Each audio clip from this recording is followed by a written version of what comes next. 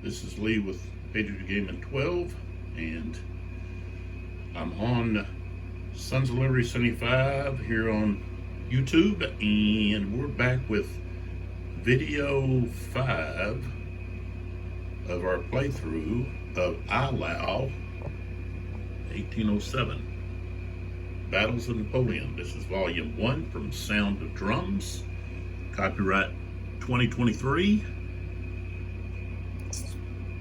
A game that designed by Uwe Walentin,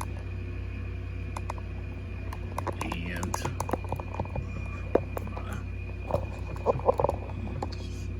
sorry about all the jerking around there. My camera holder here is being difficult, but this wonderful map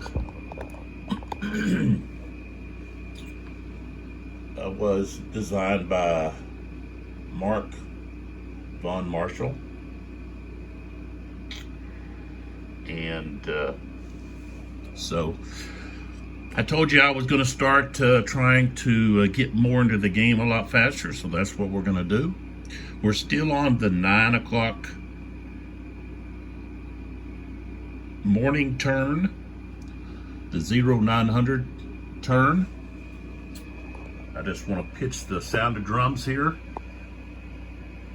It says Sound of Drums, we develop and publish thrilling historic board games. soundoфdrumsgames.com.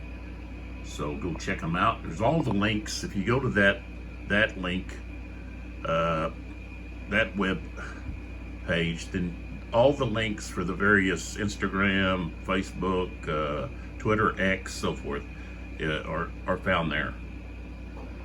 And then we also have Chessex. They're responsible for the dice that I have, that I've purchased on GameFound when I supported this project. So, but you can check out Chessex, all the different dice they've got, and other products related to gaming and dice. So Chessex.com, go check them out. And just real briefly, I do have need to mention, we've got these 3 polyhedral 7 dice sets that I'm giving away.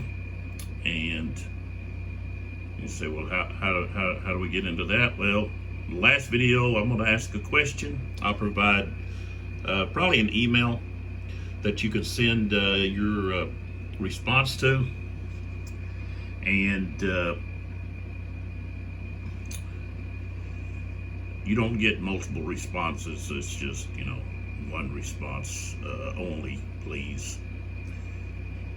And the question will have to do with something I discuss, not necessarily specifically Eylau, but something that I talk about or say in one of the videos. Could be the first video, the third, fifth, whatever. So there that is. I throw the names in the hat, and bam, I draw 3 and send those to those 3 people. So if you're interested in that, there you go.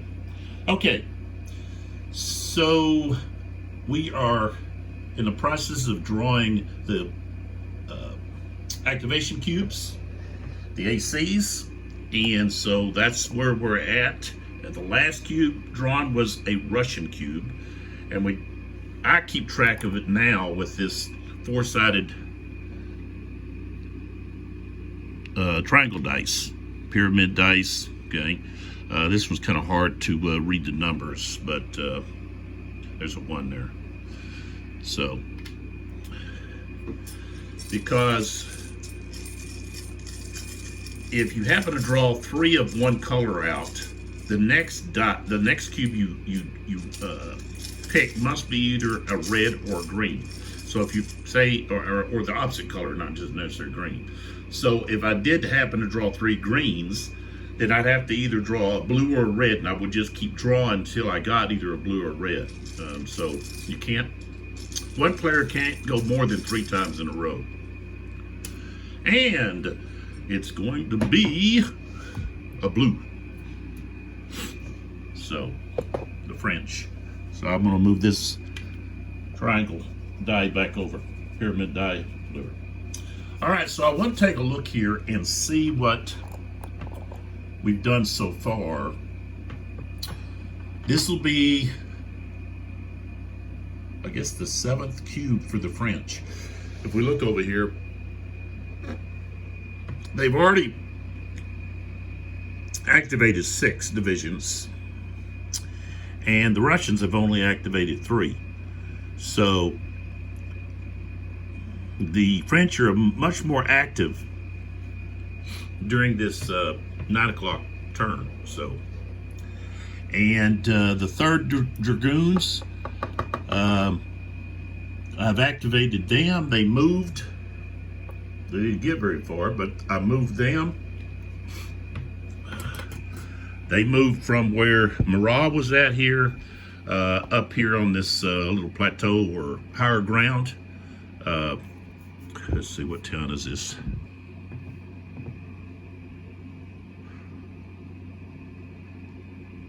Rothanen.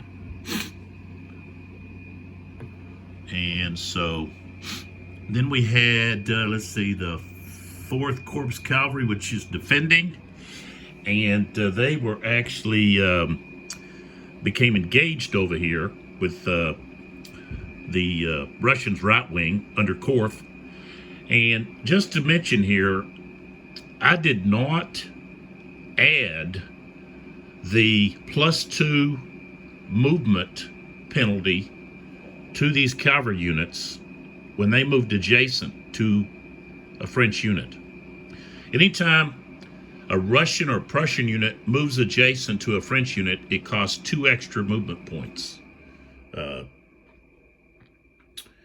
And I didn't do that, but I don't think it affected, because you flip these guys over. I don't believe, when I went back and looked at it, that's where they were at a 9. So flip them over, they became tired. So they actually, that was their 2nd move. So they actually were at a 7, you subtract 2. And they were only, I think, 5 hexes away. So it didn't affect this instance. But I want to be sure and remember to do that. It's something that's unique. I keep using the word unique, but that's just one way to, describe certain rules. So I got to remember that. The +2 for French, Prussian and Russian units. And the French have to pay only +1 when they enter or become adjacent to a Russian or Prussian unit. So, all right, so that took place right there. Then I had the 1st Division of 7th Corps. Where is that 1st Division?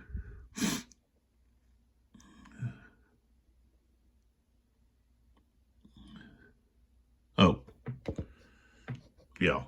Desjardins Division. They moved up in here. Several of their units, 4 of them, 4 of their regiments, is that right? Regiments were pushed back right here. And that was from the artillery fire. And then we have the 2nd Division right here moved up under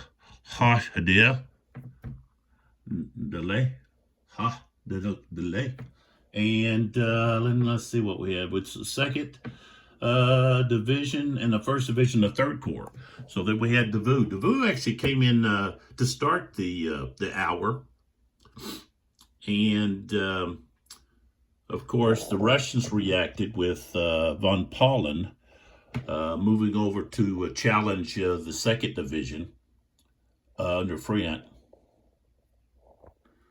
So that's where we're at. And it's the French's turn. And let's see if we have someone here.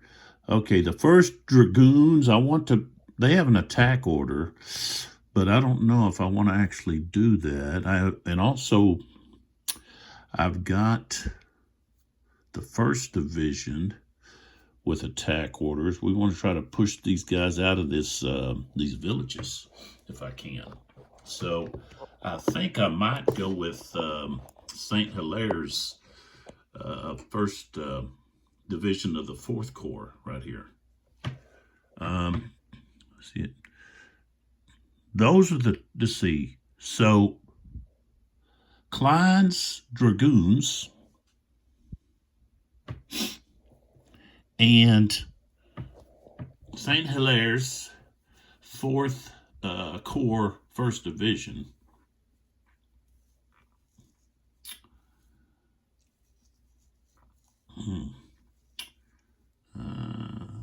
have not activated yet. And I don't have very many activations left. I've got 1, 2, 3, 4 left. So I've got to think about where do I want to strike to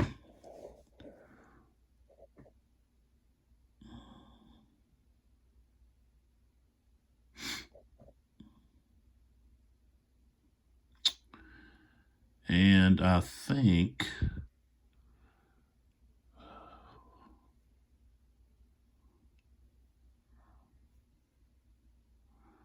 I might push Front up, because if I can push up behind up here and get these cavalry units to, if I can push von Paulin and his forces back, then I can put a lot of pressure on Bagovat to pull back. So I think that may be what I do.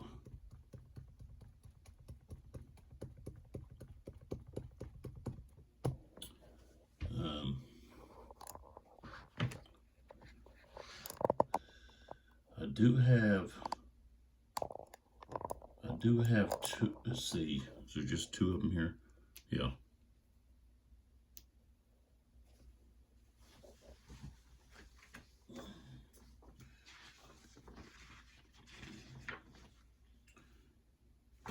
Let's see here.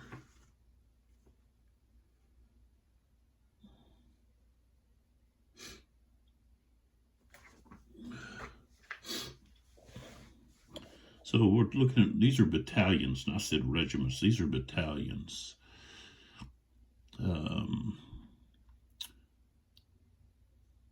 So, and the cavalry are regiments.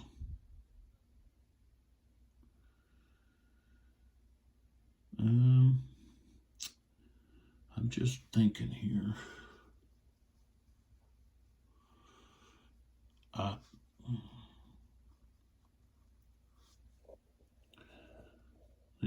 The friend, he's kind of vulnerable in the aspect that he's facing cavalry. He has some cavalry. Let me move here. Okay, so here's what we're looking at. I'm thinking about Friant.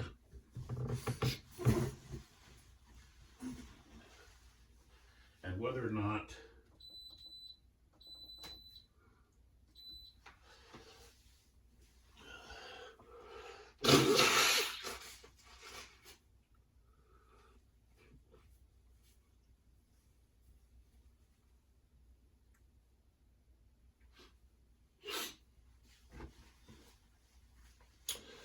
this is where your strategy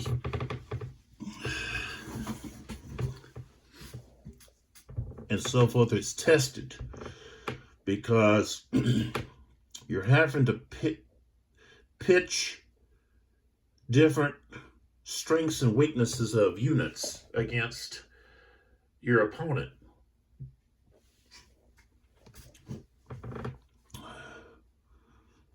So now out in front, Van Paulen has his Cossacks, which are going to be able to evade even other cavalry regiments. So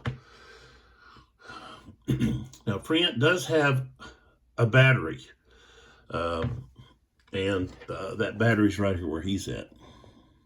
Okay, so they do have some guns, all right, that he'd like to get up on that plateau and be able then to use against, but it's going to take him a couple of activations to do that.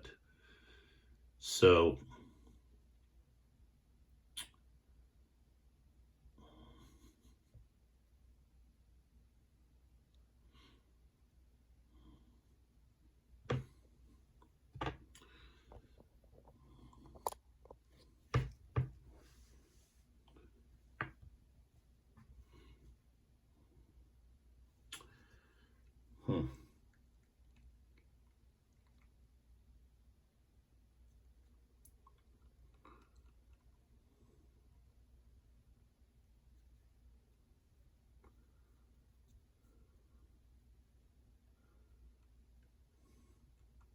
I'm just thinking, might have been nice if the Carte or Charte was maybe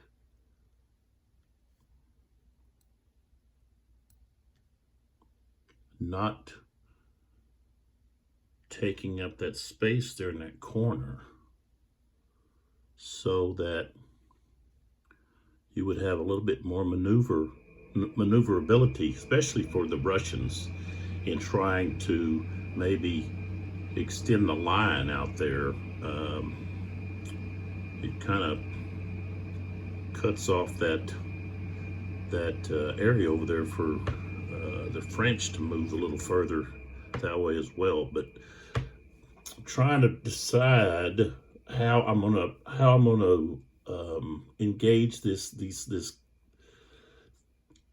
cavalry division here.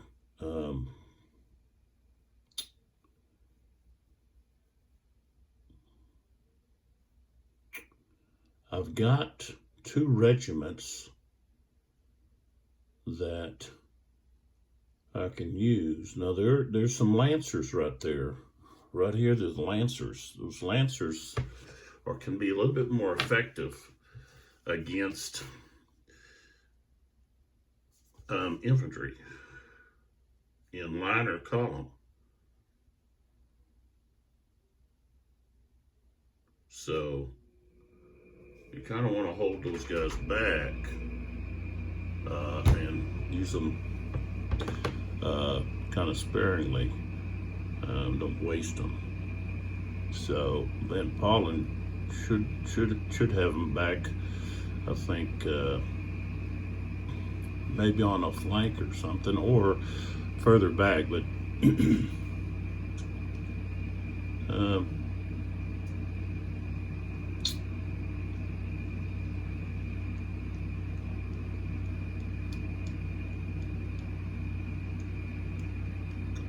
okay, so the Cossacks cannot attack infantry or artillery in their front hexes. And against other cavalry, they've got to roll before they can reaction charge. And Van Paulen has an attack order, so he can reaction charge. But the Cossacks cannot reaction charge against infantry or artillery. So I think I'm going to use Friant here. I'm going to try to push these guys back. So here we go.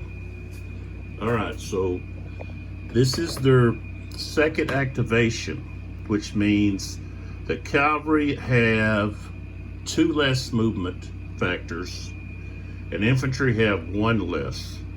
So, and also the artillery has 1 less.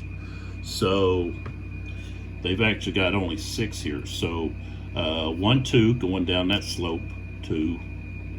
All right, and so 3. Of course, this guy's going to evade 3.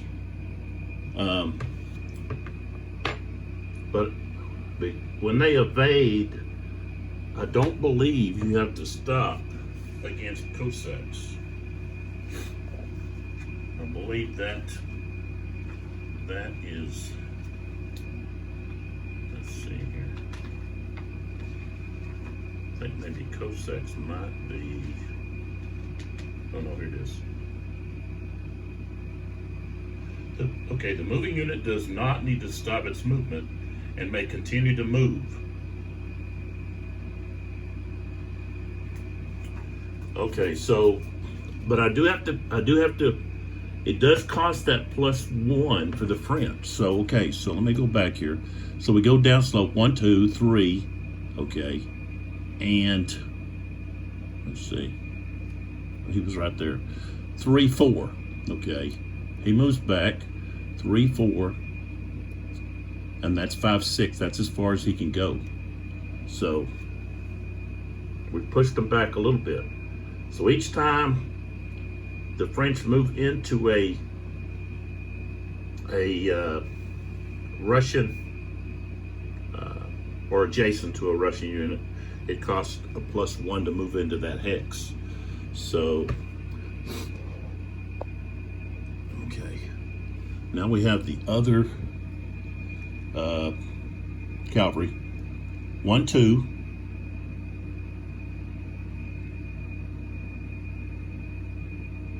I think I want to, no, I'll separate them, I guess. 3, 4. Of course, this guy has to go here. And I don't know if I want to go into 5, 6. Create a gap between my cavalry. So he's going to stop right there. These 2 guys, they're going to move into the woods, and when they do, they have to flip to their line side. Okay, so that's 1, 2. So they had only 5 to work with. So 1, 2, and that's it. They can't move any further because they only have 1 left.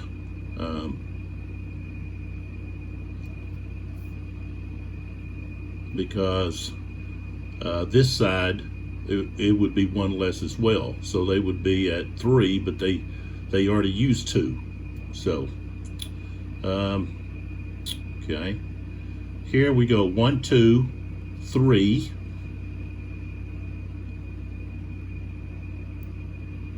And they could go 4, 5.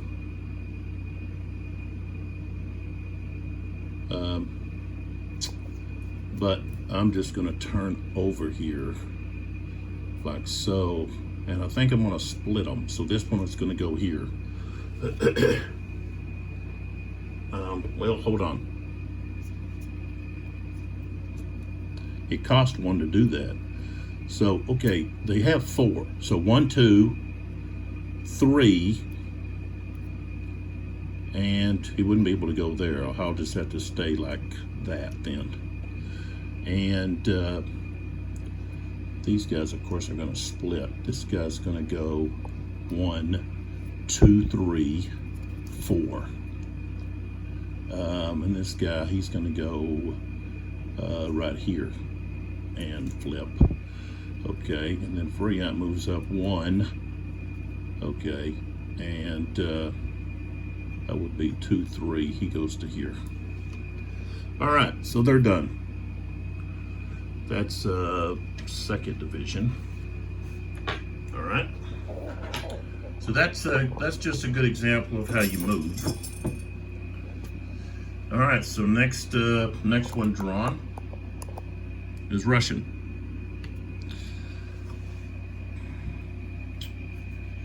So,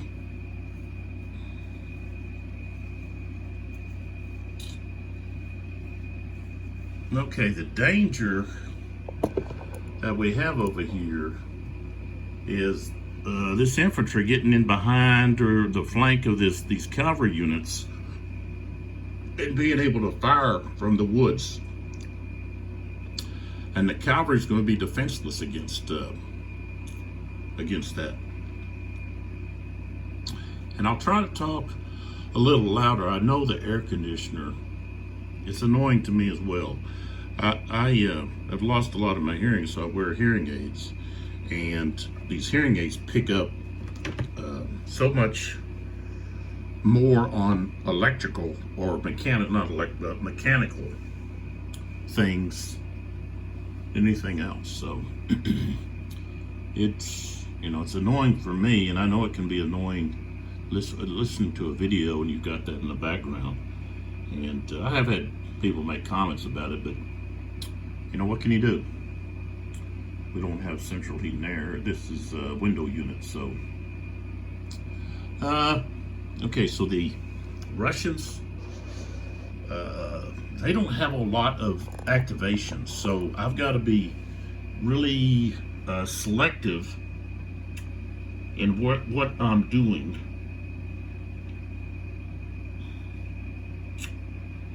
And I've got so many units. Let's see, I've got the 5th Division that hasn't gone. They're in attack mode. 3rd Division, this 2nd Division, and of course I have Bagovat.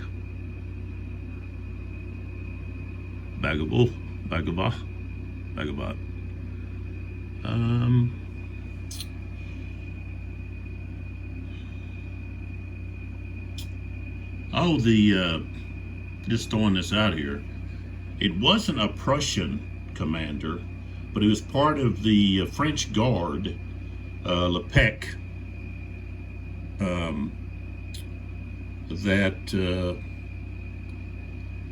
this is at a point when the French Guard was ordered into the line, and they're getting fired upon. And he's the one that made the comment about those are bullets, not turds. So that was Lepec, part of the Guard, that made that kind of, it's a well-known comment.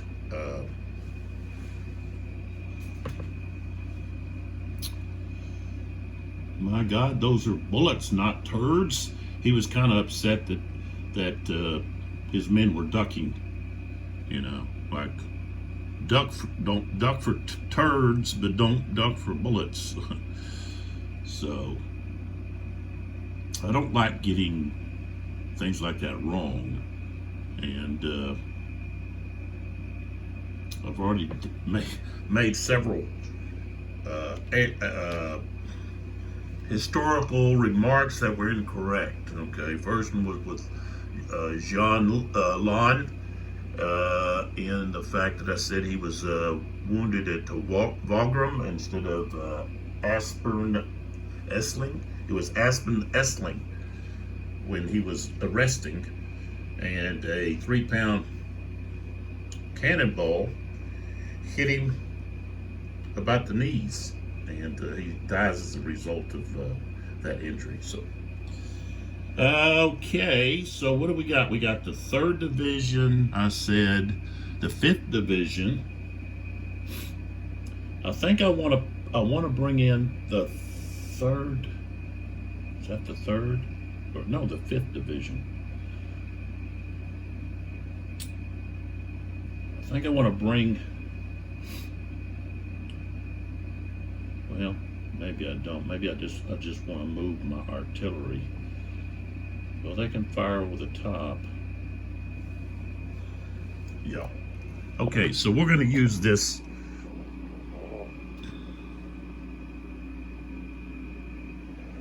right there. I want to get these guys in a position to engage the 4th Corps 2nd Division here under Eylau. So these guns here, there's infantry there underneath. So, okay, we'll start with him. If I flip over, I get a little bit more movement, but so I go 1, 2, 3, leave the guns there, 3, 4. If I get too close, I won't be able to fire over into these. I want to be able to fire into these guys. So I think what I'm going to do is I'm just going to bring these guys down. So 1, 2, 3, 4, or 3. So I just want to bring them right there. These guns here, I think I want to unlimber them. So that is going to be 1, 2.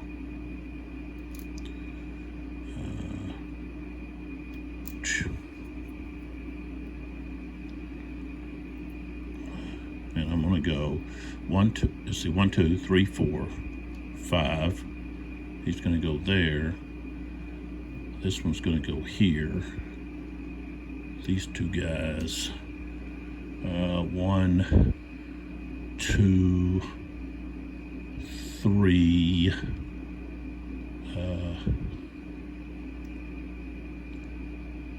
And then, okay, they could not go into here because it costs an extra movement factor to move into here because there's a French unit here. So that was 1, 2, 3. He could, if there was no French unit there, he could go there, but that would be 3, 4 plus one more. 4, 5 to go up the slope, 4 and then 5 here, and then one more for being in that adjacent to that French unit, so he can't go there. This unit is in column 1, 2, 3, 4, and of course he can go 5, 6 right there. This unit here, 1, 2, 3, 4.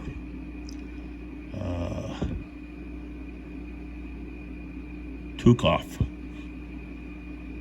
right, we got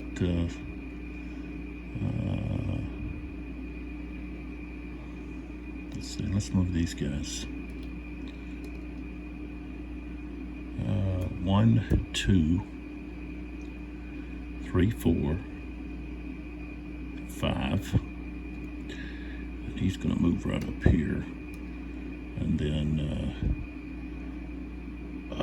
he was here. 1, 2, 3. We don't want to jam in there too tight. 3, 4, 5. Okay. All right. And that was the 5th Division.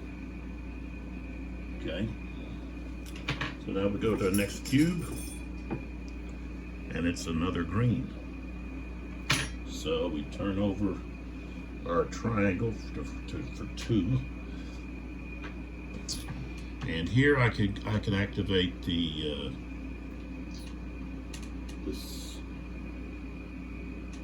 the 2nd Division.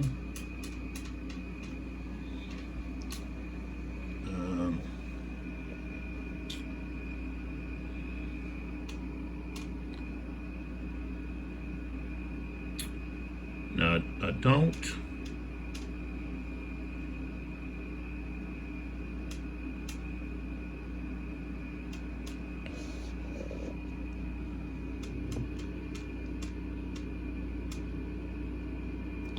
Right there, I really kind of want to let the French.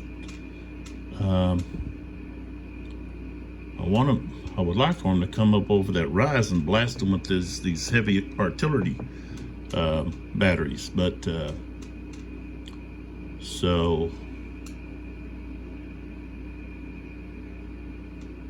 Tolstoy there, I think I might hold him back for now. That's the 2nd division. So the 3rd division, I'm going to attack with them. That's who I want to use right here. Sacken. That's who's going to attack.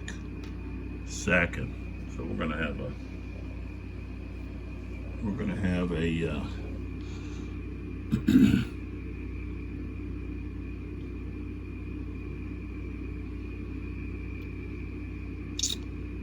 all right, so I'm going to put this guy on top.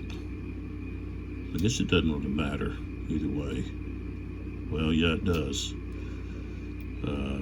If you got a weaker guy on top, then he's going to be eliminated faster, which means when he's eliminated, the bottom guy's going to have to roll to stand. We don't want that. So,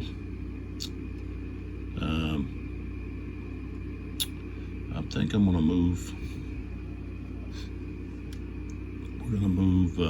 See, this guy's already been hit twice. I think I'm going to leave him there. I want to move this guy. So he's going to go 1, 2, 3, 4, 5. It costs 2 to move in to into a French, adjacent to a French unit. So that was 5 for him. And then this unit here, 1, 2, 3. He's moving into here. 3, 4, 5. All right.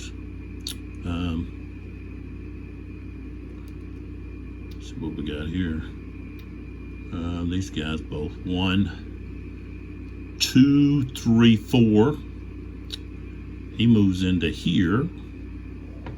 So that's 1, 2, 3.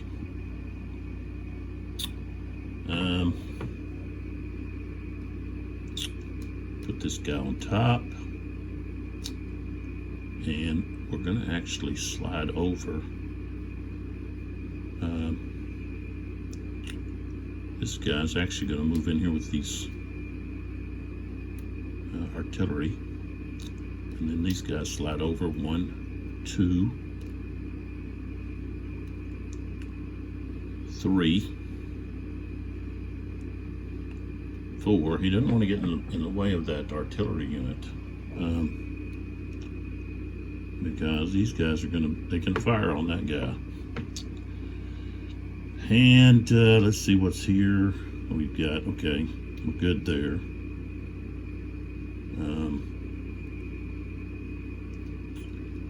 This guy's going to move up to there.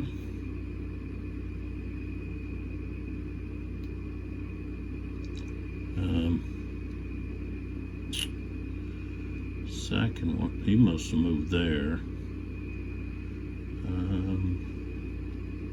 These guys are going to move up with him. I want to do it that way.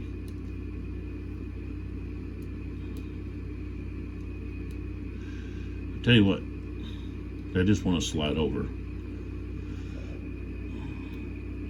You don't want to be up there bunched all up, because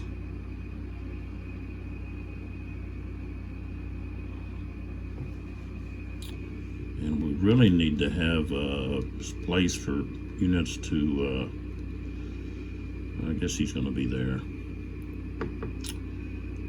Oops.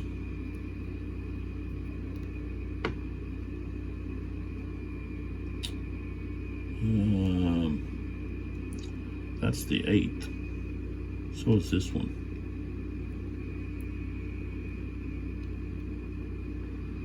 See, those two, they look like the same color. They're right there. Essen's 8th and 3rd. They're both. They look like they're all the same, but they're not. See, these guys here, 8th, and this is the 3rd. I guess the green, the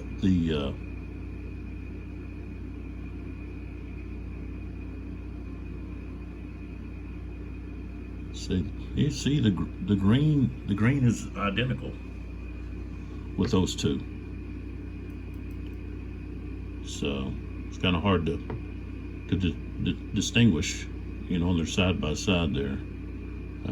Might needed a different green there, possibly. Okay, so all right, I've moved all of those units that I want to move. So now I've got my assaults.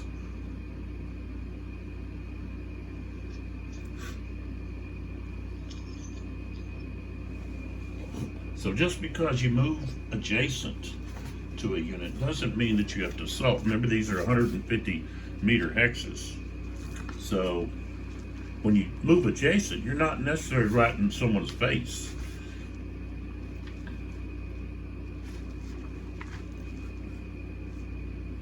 That's why when you go to attack, your opponent has time to fire defensively. And I don't believe you have to identify all of your, you know, all of your assaults prior. So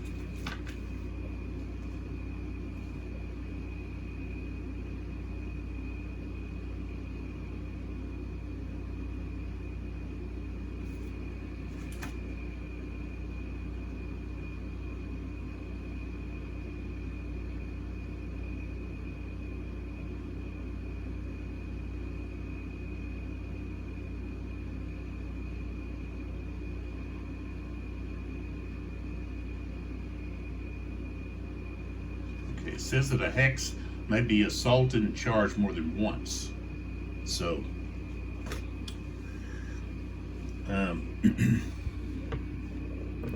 so I'm assaulting here. All right. So we've got defensive fire. This unit is in column. French unit is in column.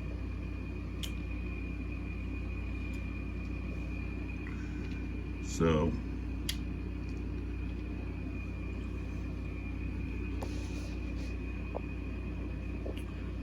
that's what we've got. And only 2 strength points can be fired out of column. And we have at least 2. The target is in column, so we get a +2 on our die roll. We got a 5, 6, 7, that's not enough. You got, when you have only 2, you got to roll 11, 12, 11 or 12, but you do get a +2, so you could roll, what, a 9 to get a hit? Yeah. All right, so no, the defensive fire is not effective.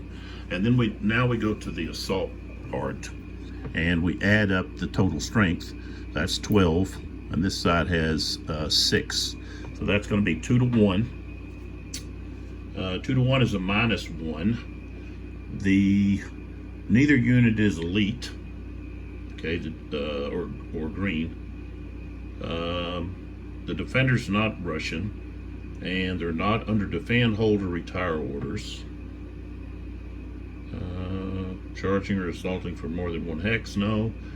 They're not in obstructed terrain.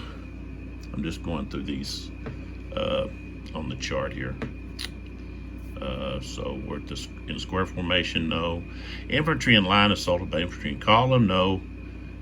Infantry in column assaulted by infantry in line, no. Square formation, no. Okay, lancers, no. Artillery alone, no. So then we go to the charging or assaulting unit, actually. They didn't lose any SPs. They're not elite. They're not green. Cavalry's not affected here, dealing with cavalry, so forth. So I'm not charging up a hill. So it's just going to be a -1 to the die roll.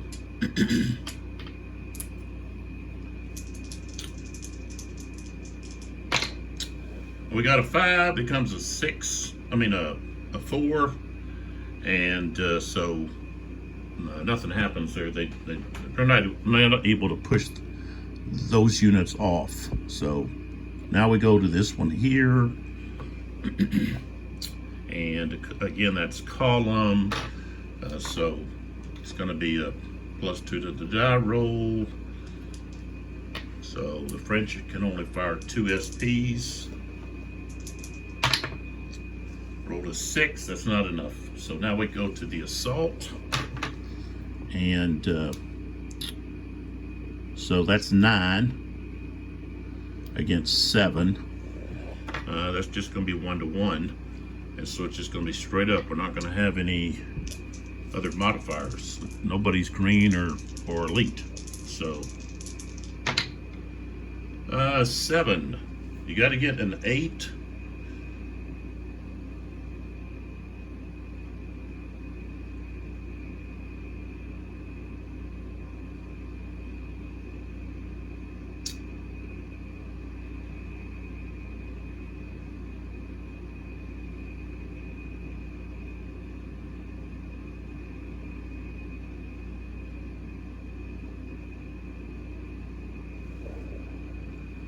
Oh, well, I guess it's 8 or less. So I did have that on the other one. So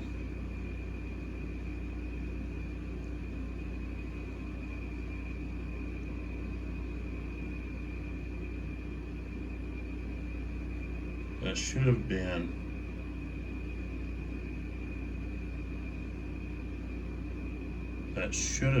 yeah, that should have been, yeah, I looked at that wrong.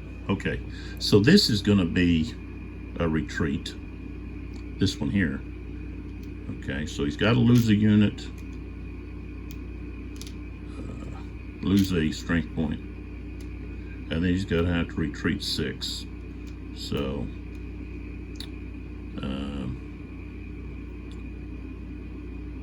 1, 2, 3, 4, 5, 6. So he's going to go back to there. And of course, this one here, he loses 1. 1, 2, 3, 4, 5. That's as far as he can go. All right, and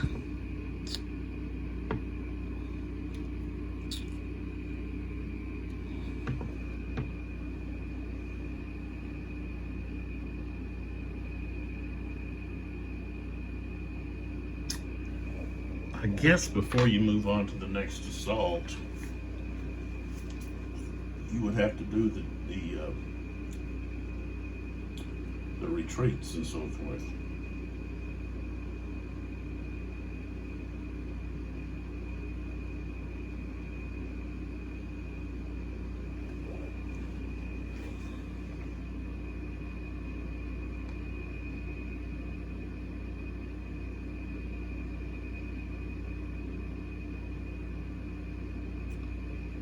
So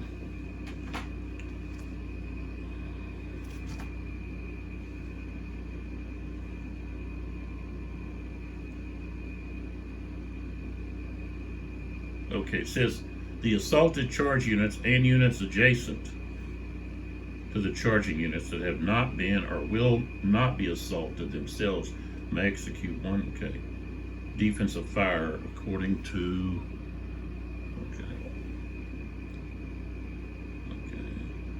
so that's, okay, so that's, I guess you have to do, you're going to have to identify your assaults beforehand, because if you have units that are adjacent to the assaulting units, and you're not, and that unit's not being assaulted, then they can fire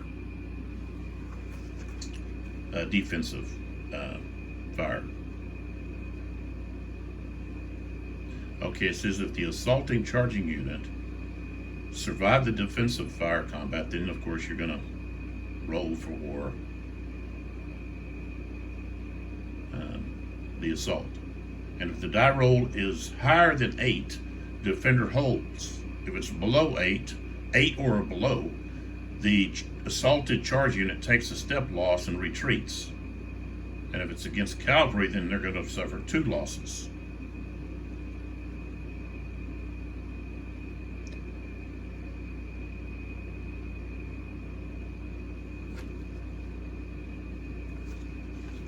Of course, then you advance, but it doesn't say at what point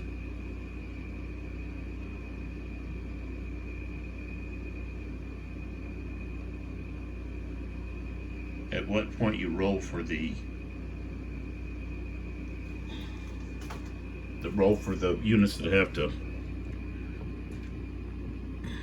check for whether they hold due to neighboring units retreat. So I know this unit here, it was neighboring, okay, and was not assaulted. So these guys can actually move into here. And I guess I'll turn them. These guys can move into here, okay. But I don't know if they should move in there they should move in at the end of the assaults. That's what I would think, because they're all happening like at the same time. So I'll just put a marker like that on them. Okay, so then here is our next combat, and we've got defensive fire. This unit has 5 strength points, so can use 2. And what am I doing here? I'm gonna roll those. I wonder what I do with my dice cup.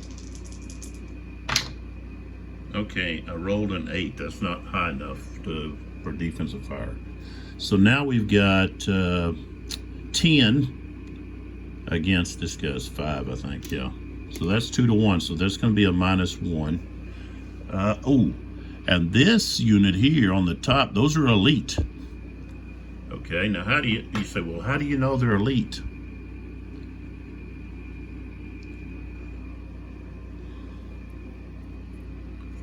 Okay. Right here, this over here, these straps, okay, signify what status they have. Okay, if there is no straps here, then they are green. If they have 1 strap, they're a veteran. If they have 2, they're elite. So these units here are elite. Okay. Look at the rule book.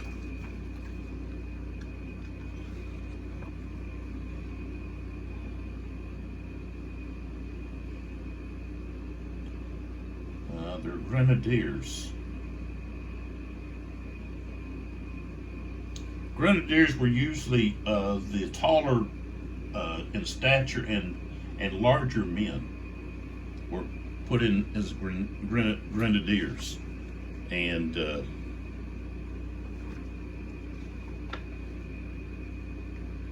let's see where it talks about that.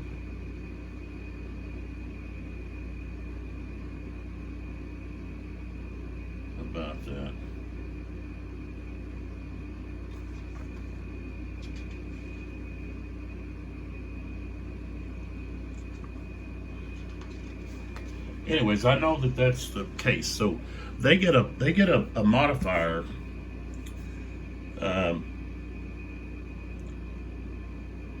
of -1. Now the French Guard Grenadiers get a -2. So that's a -1 plus the -1 for the odds. That's going to be a -2 to the die roll. And we rolled a 7, becomes a 5. So yes, they're going to retreat. All right, so take a loss.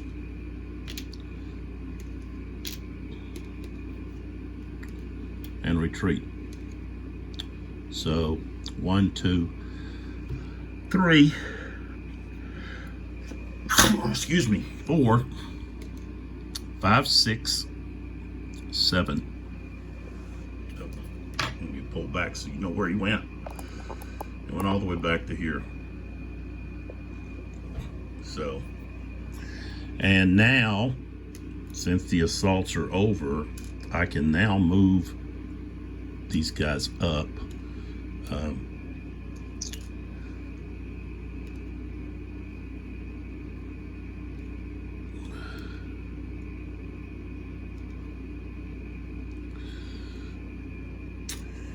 And I've got to roll for this unit here because he was adjacent to a unit that fled. So the stand table, he's a rushing unit +1, and he was adjacent to a friendly unit that retreats, so -1s. So we're at 0, except there's cavalry nearby, so that's -2. I rolled a 6, 7, 8.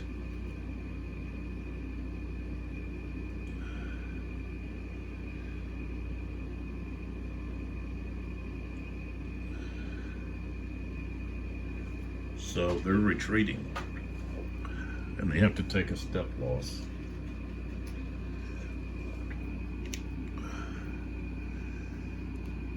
You may say, well, why do they? 2, 3, 4, 5, 6, 7. Why do they have to take a step loss? Well, think about it. When units retreat, do they retreat orderly? Or is there chaos?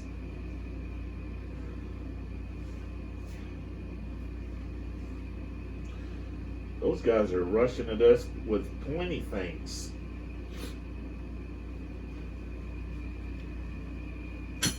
I'm going to get out of the way.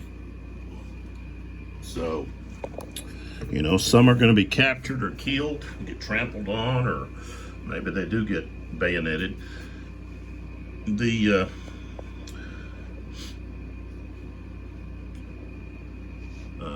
I guess historians, people that have looked at it, wounds and so forth, there were very few, I guess, bayonet wounds supposedly during this period. So the idea of, you know, battalions standing face to face, stabbing each other, I guess was very rare, unless it involved maybe the control of an objective like a building, like at Hougoumont, or something of that nature. Usually one side or the other would either, if the defenders are break, then they take off. If the attacker stops prior to contact, then basically you just have exchange of fire back and forth between the groups. So, and I think we get in our mind that you know, you got two groups, you know, armed with muskets and bayonets, that they're going to get in a big stabbing match or something. Well, that, I guess, has kind of been debunked. You know, that that's not how things went. I guess this isn't Greece. So,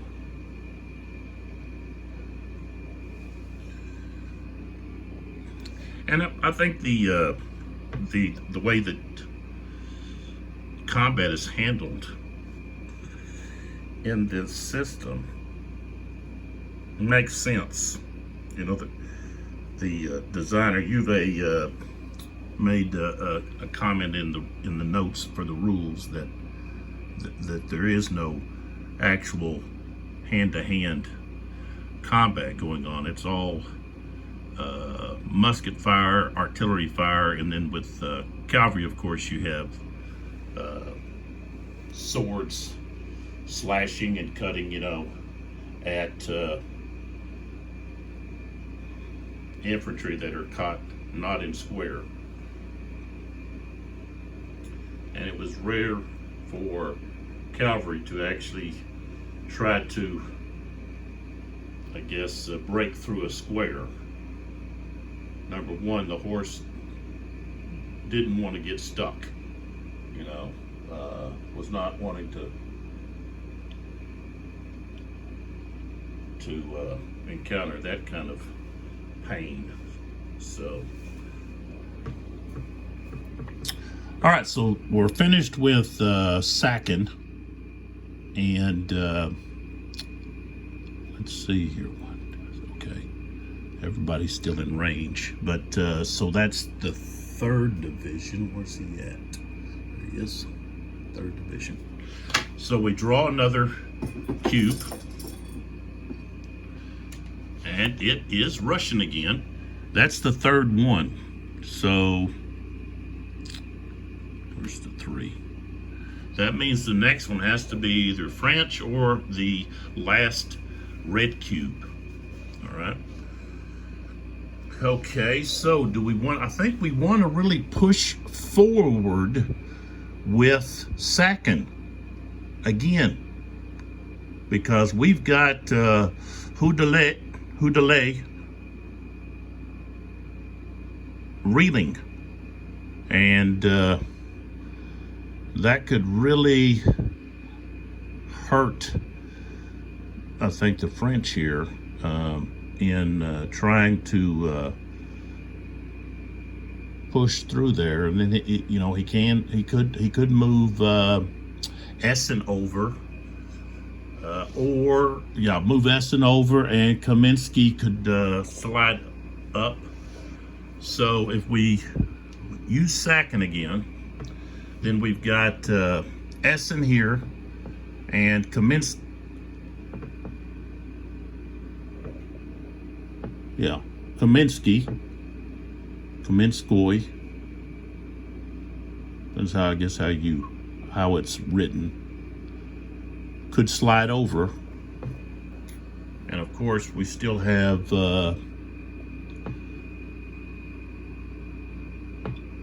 Doktorov, okay, from Austerlitz. A lot of these commanders were involved, or some of them anyways, were involved at Austerlitz. So that's what we're going to do. We're going to push again right here with sacking. And of course they're going to have one less movement point. That's infantry and artillery. So let's see if the Russians can really do something here against Houdelet and his 2nd division. So let's see what we got here. I know. Okay, we could go. That's the 3rd.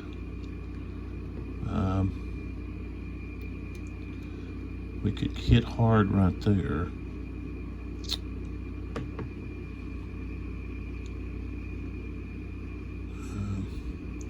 That would be going uphill. We don't want to do that. We're going to leave that guy alone. So these guys are going to move. Let's see, that's going to be downhill.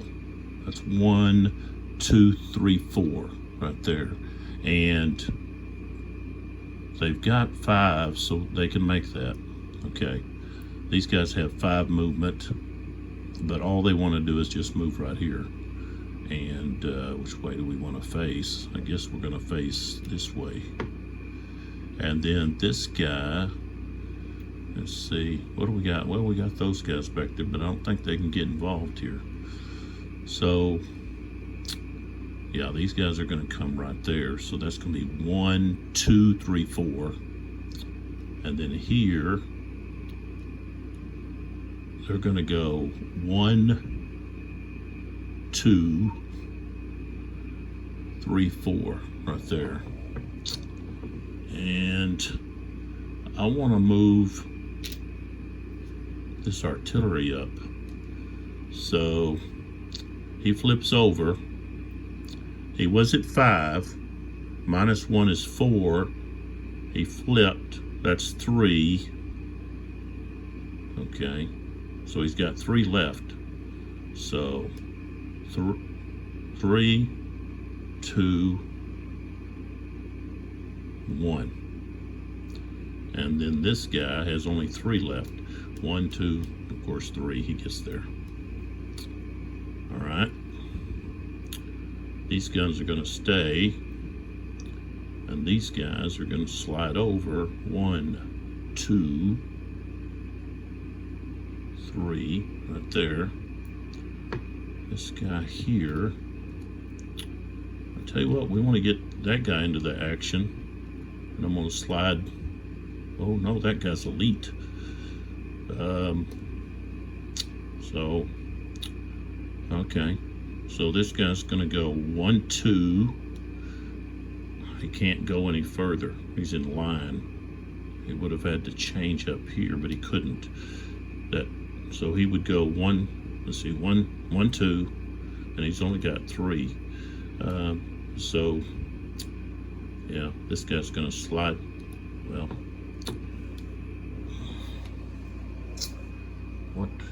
Oh well, this guy's 3, 2. What are we doing here? I don't want to take away.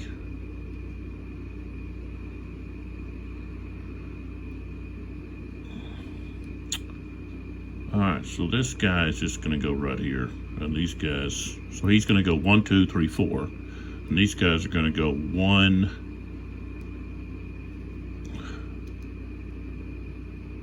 Right there.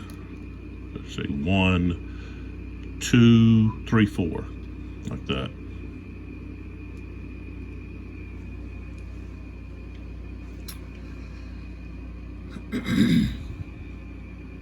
So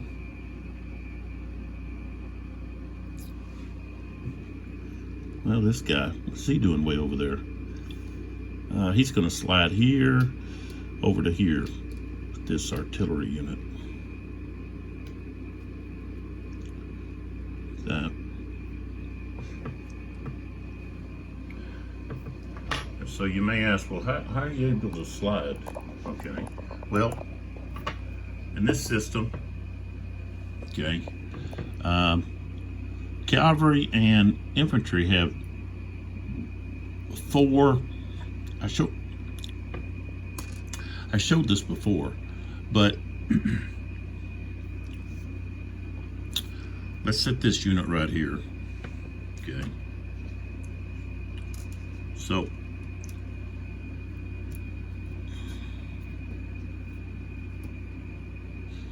okay. So we're facing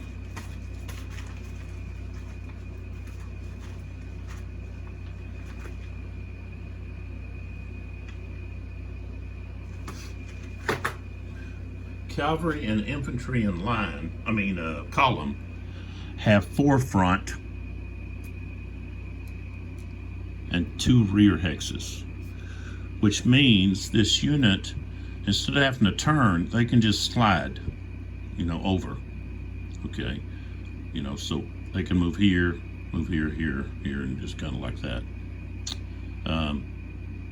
But let me get an infantry unit.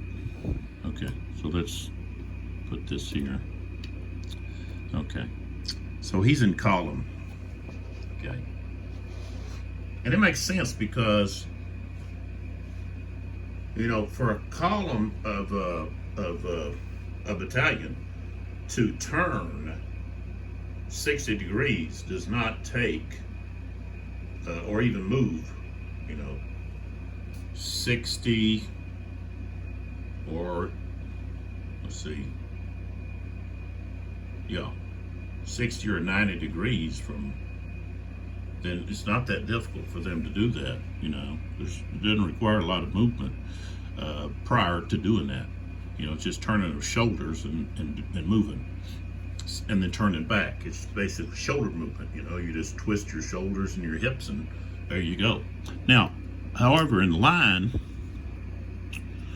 you know, most armies use the 3-line. Okay, French, they use 3-line. The British use 2-line depth, which means they extended further out. Okay, so they had 2 lines instead of 3. The 3rd line was not able to fire, okay, without the other lines moving to the rear. And so the 3rd line, they got into the habit of what they do with the 3rd line was just passing their musket up, and they were a loading line where they loaded muskets as the other 2 lines were firing, you know. So, but with a line,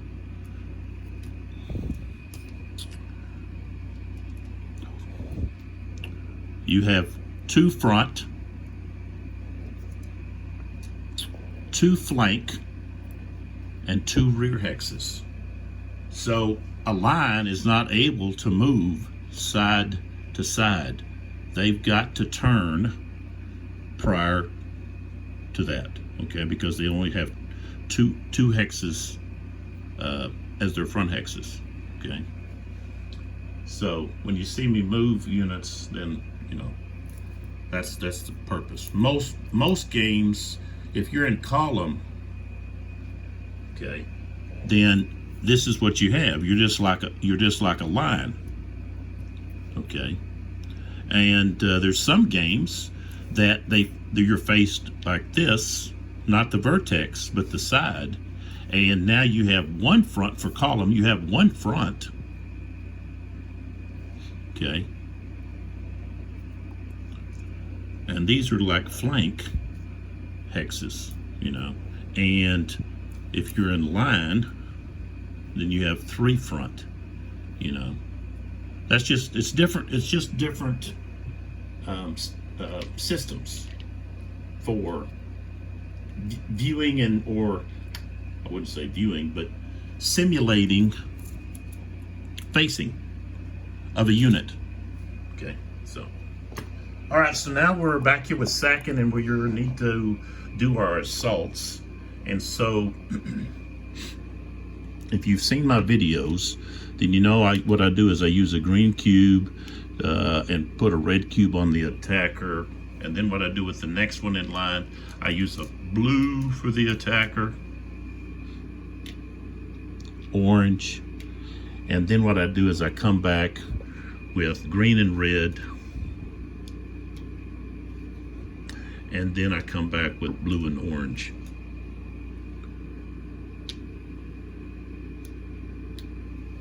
Okay, and then this unit here, I guess I'll put a white one on him. He's not being attacked, so he's going to be able to do defensive fire, even though he's not being attacked, because he's adjacent to a attacker, adjacent to an enemy unit assaulting adjacent to him. So, all right, so now what we do is we do, and actually we've got Eylau here that is in the combat. So that's going to be added in, okay? So he could get wounded or killed. And how does that happen? Well, on the fire chart, okay, if you get an asterisk, okay, then you have to roll for leader casualty. So, all right, so let's get started here. Okay, here we're going to just go across and do the defensive fire, and then we'll do assaults from this unit over, from green and red over. All right, so defensive fire, we've got this assault from here to here. This is in column, so he's firing here, and that's going to be pretty much straight up, just the attacker's in column, so that's going to give him +2. So we've got a strength of 2. That's all they can fire out of a hex in column. And I rolled 2 1s, so that means absolutely a mess there. So, all right, so now we move to the next one. So we've got the orange here firing at the blue units underneath the blue cube. Okay, so again, that's strength of 2 against units that are in column. That's going to be +2 on the die roll. So I rolled 6, becomes 8. That's not enough. Okay, then we move to right here. So we've got this unit getting fired upon. Okay, and here you're not getting any bonus for being green, elite, so forth on the fire chart table. Which I don't see why you would, but maybe if you were green, you might have a negative, maybe. But you can add too much chrome. That's very true. So we've got 2 strength points against column attackers. So it's just 2 strength with a +2. So that's 8 becomes 10. Not enough, barely, just needed 1 more. Okay, so now we go to this unit here. Orange against the 2 blues. And if a defender has 2 targets, an infantry has to split his strength. So he's going to be firing at each attacker with 1 strength point. Because he's in column, he only has a strength of 2, and he's got to split it. It doesn't matter that there's a unit beside him that's going to be firing. He sees two guys attacking, 2 battalions attacking, then his men split their fire. So that would be probably a training, something that they would train to do. You're attacked by more than, from one area, then you're gonna, half your men are gonna fire against the other people. You're not gonna just keep fire on one group. So they're both in column, the attackers. So that's gonna be a +2. So the first one, 5 is 7, that's no effect. And then the next one rolled a 10, +2 is 12. So yes, we get a hit on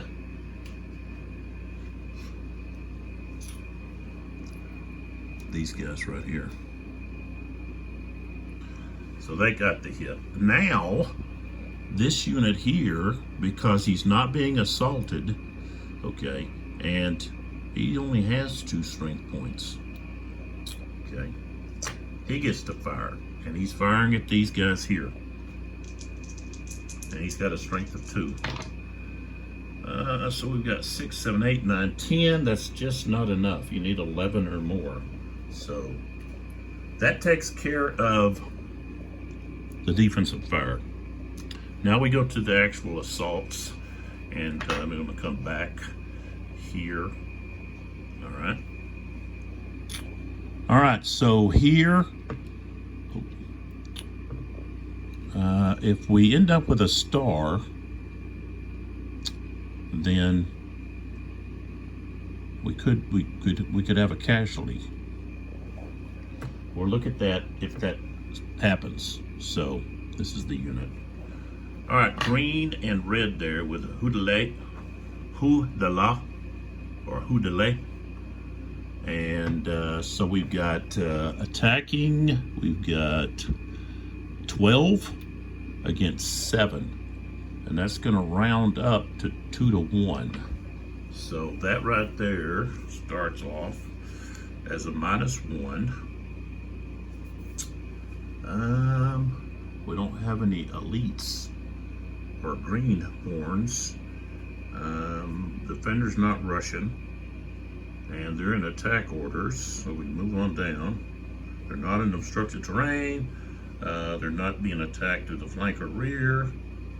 They're not in square. We've got column versus column. Okay, so no more modifiers there.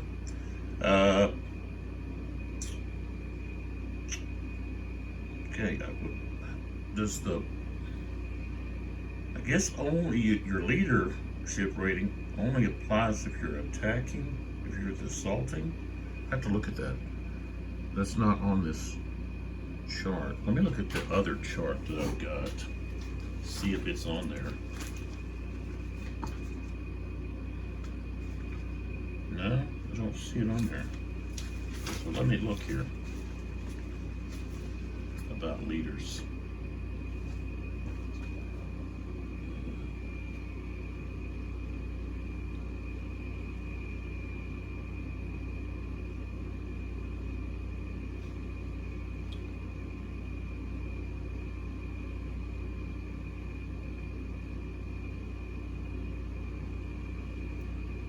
His presence modifies stand and assault rolls. But is that only on attack? I think that's kind of vague. Well, maybe not. Let me look over here at the assault to see what it actually says, because that's not be clearly. I don't want to speak to an art did. Oh, here we go. Leaders in combat. This is 20.5. Leaders have different functions in the game. I'm just jumping down.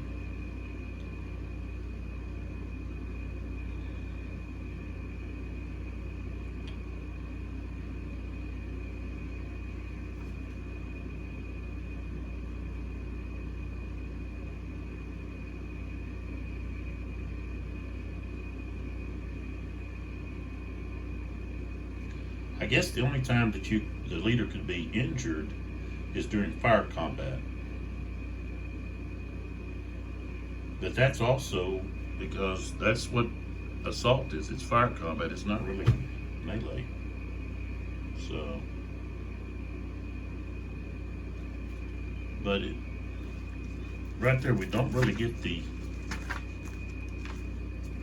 identification that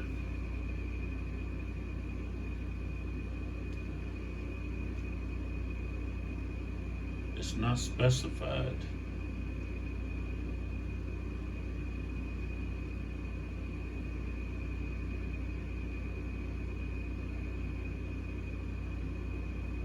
Maybe it was just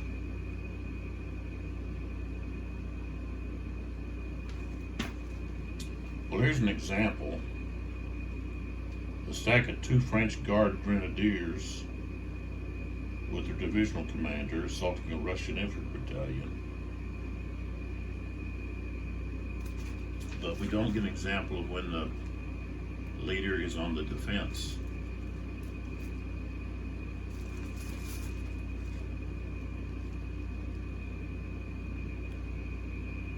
Of course, you're not going to use the leader in die-roll modifier in fire combat, but I would think that okay, he's there, he's providing some kind of leadership. So I'm going. What are they?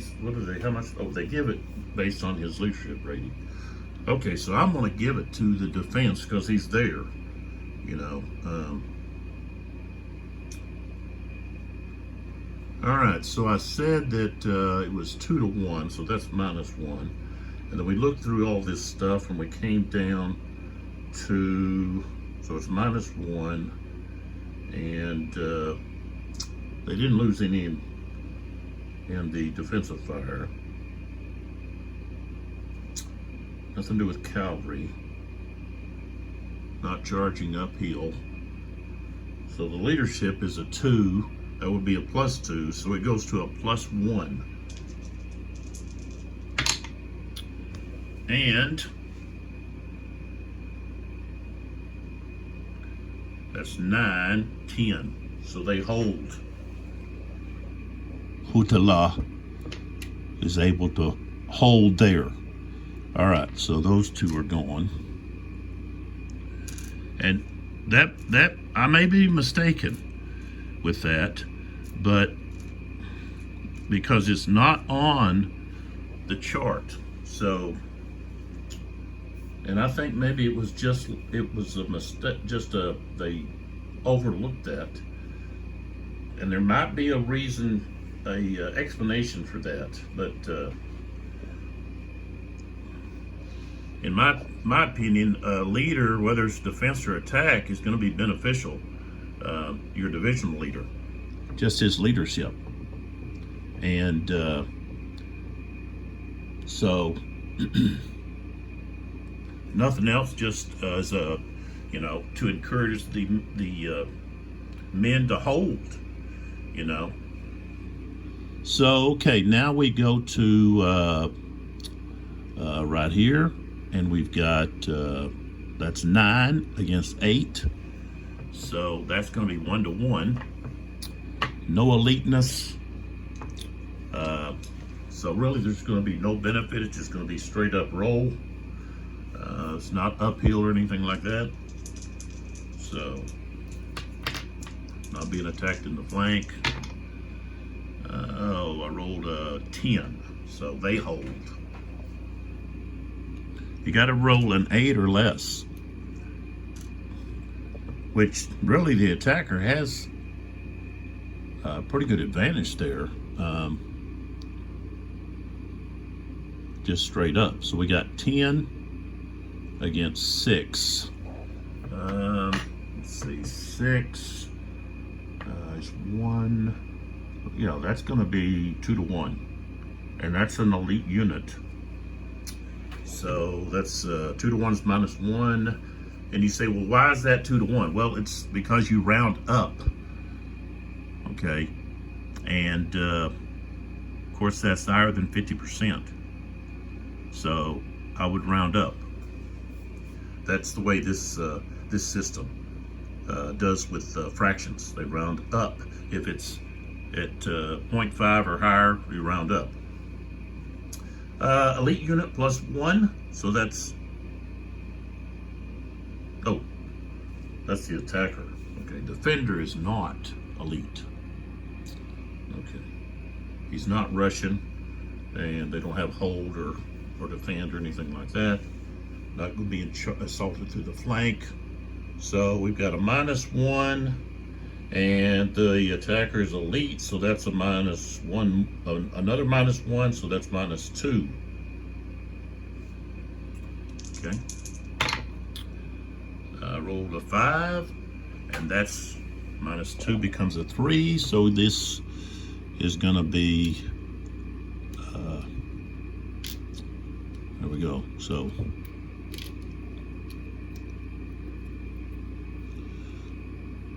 he loses a step and retreats. So, trying to see here, he's going to have to go 1, 2, 3, 4, 5, 6, like that. Oh, didn't see him. See where he went. Can't see still. Went back to here. So it was there. 1, 2, 3, 4, 5, 6.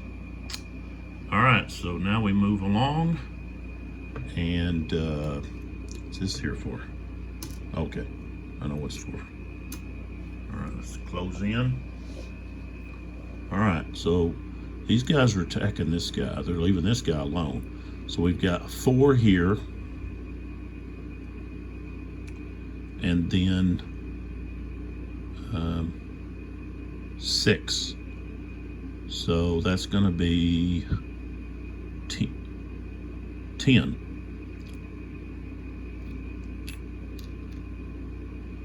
And one of the units is elite.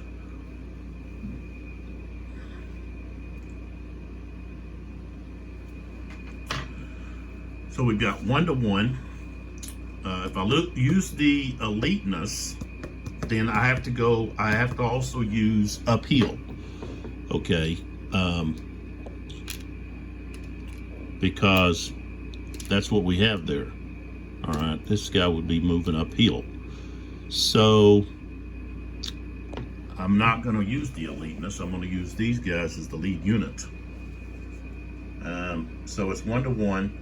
Defender is, okay, nothing here applies. Okay. Attacker, they did lose an SP, so that's a +1. I don't want to use the eliteness because if I do, the uphill's going to put me in the neck. It's going to hurt more. So it's going to be a +1 to the die roll. And I rolled 10, 11, so he's going to hold.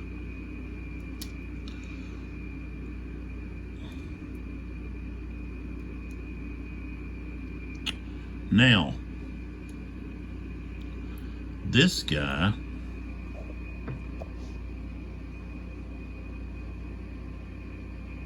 let's see, he wasn't beside somebody that retreated, but this guy was. This guy that retreated was, I believe he was right here. Yeah, because this guy went right in between that little horseshoe there. So this guy was beside a unit that retreated, so I have to roll for him now. Okay, to stand. So the roll to stand, he's not elite. Adjacent to a unit that retreats, so -1. I rolled a 10, becomes a 9, so he doesn't move or retreat. Also, he holds his ground. So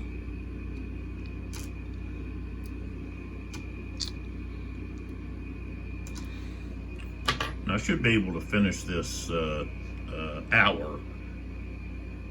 You say turn. I've got 1 green, a red, and 4 blues. Okay, and I've already drawn 3 greens in a row. So let's see, this was what, third? Yeah, 3rd division. So, you know, if we look over here, we've had 6 Russian activations, and over here we've had 7. So the Russians have caught up activation wise, but they weren't really able to exploit too much this area here where you have this low ground between these 2 higher areas. Sakin was hoping he could push Eylau and his 2nd division back and cause some chaos back here in the French rear. But Eylau was able to hold. All right, so the next cube that I draw, I need something I can put here that's kind of heavy, that doesn't take up a lot of space. I know I've got something somewhere that I could just put there. I think I've already looked around.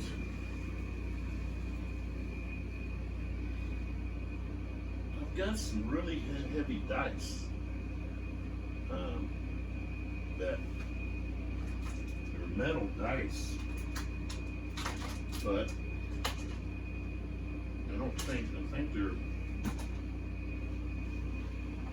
think they are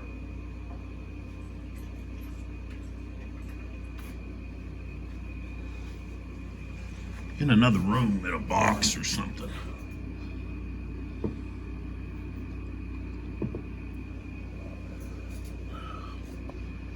I can move that. See, the dice wouldn't be really in the way, so I'll have to look for that for the next video. So, all right, so we need to draw a cube. Okay, so I shake this up, and if it's green, then I have to redraw. So, and it's red. All right, so now this is this simultaneous fire segment, and I've been working from left to right. That's the way we read, so forth. So,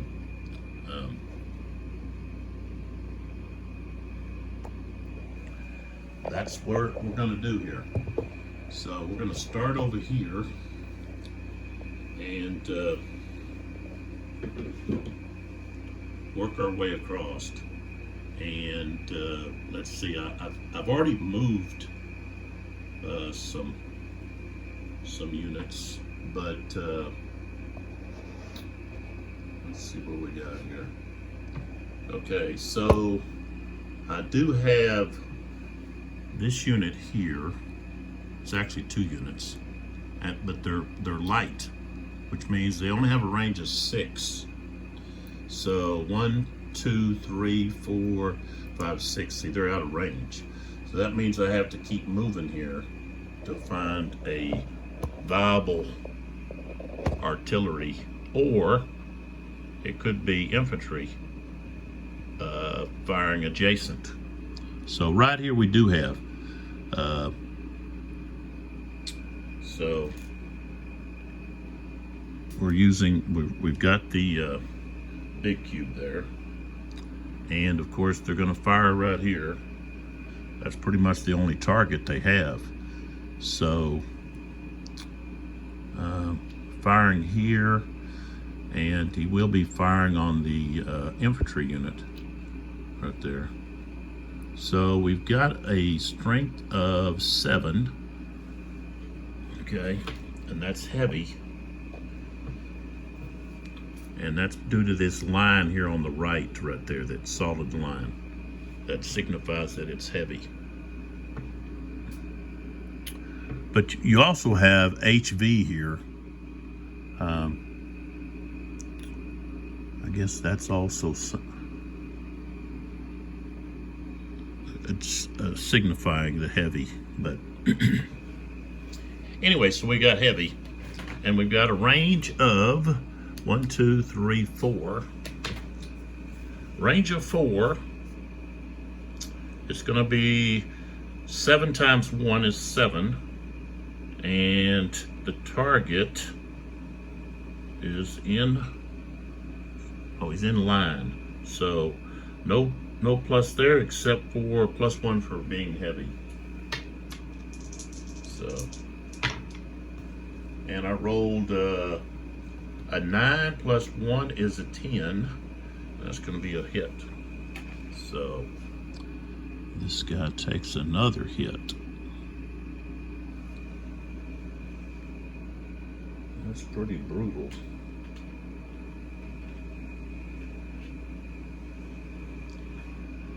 So that's 5 hits. Of course, we have to do put our smoke marker out. Okay. Now we just move on down. Next one. Let's see. Let me just put this here in the front there. Yeah, he'll go ahead and fire there too. So, so that's going to be. Well, I tell you what. I'm going to fire first. I'm going to fire the France. They have the opportunity to fire back or at a target. So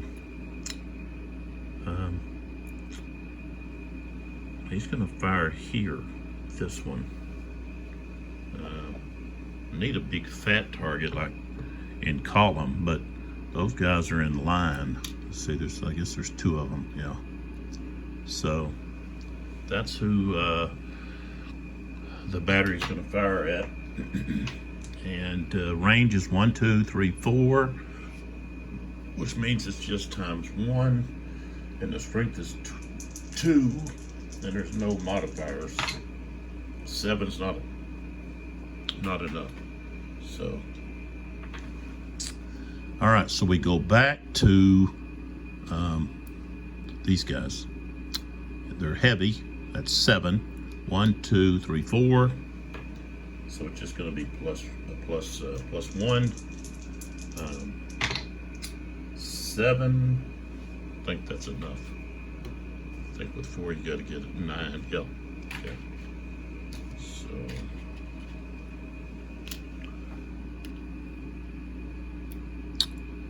okay, those guys are going to fire here at this one. Okay. So again, 1, 2, 3, 4, and what I think we have 6 here. Yeah. Oh, wait a minute. That was 7. That was a strength of 7. But I still, even if I rolled a 7, that's not enough. I needed an 8. So I was looking at the wrong column. Okay, these guys have a strength of 6. And that guy's in column. So that's going to be a plus 2. 9, 10, 11 on 6. That's going to be 2 hits. So this guy takes 2 hits. So now he's at 5.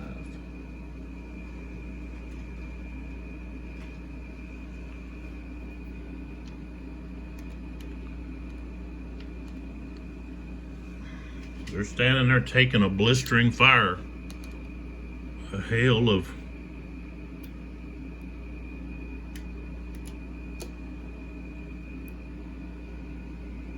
mayhem. All right, so we move on along here. I gotta put a smoke marker on this artillery unit. Let's see. We've got, well, these guys are on top of that knoll, so these guys can fire, and they're gonna fire here. This guy. So this is okay, they're both light, so that's 4, 5. I think it's still going to be times 1. Yes. So 4 plus 2 because he's in column. Okay, so that's 6 plus 2 is 8. That's a hit. Another hit. So now he's at 6. He's only got 3 strengths left. Okay. Maybe I forgot about that guy. Or those 2 batteries. All right, so let's move around here. There's no artillery here ready.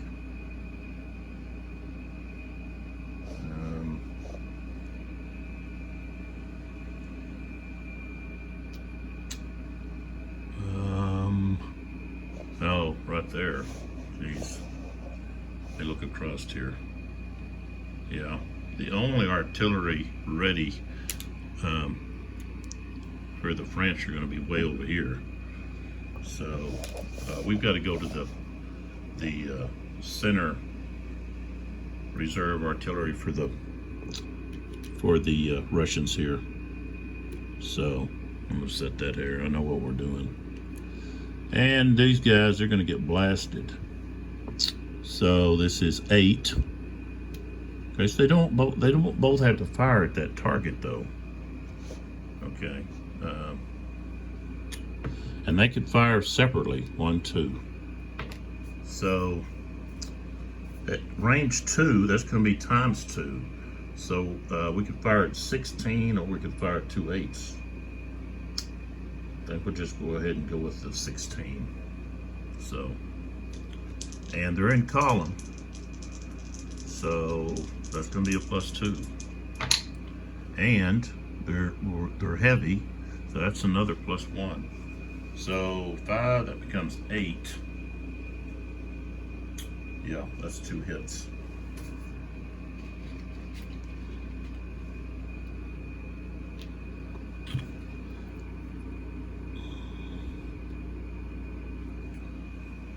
Nice.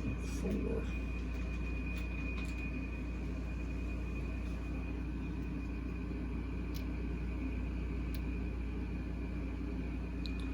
All right. And who do they want to fire at?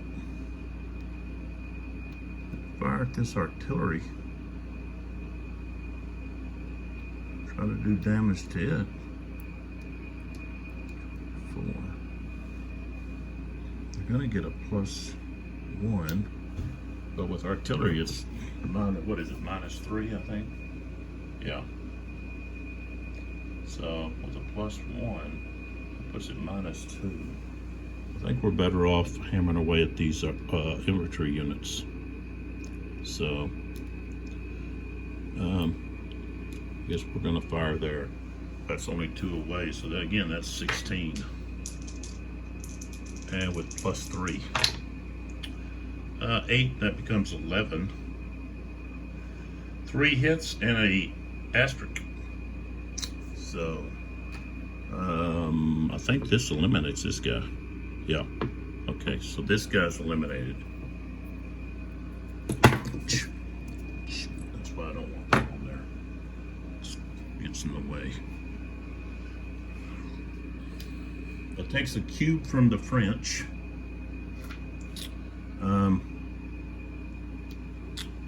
And of course that causes that unit there to have to check for stand to stand. All right. And the unit was eliminated, so that's -2. Cavalry nearby? No. So just -2. All right, so that's 10, 8, he's okay.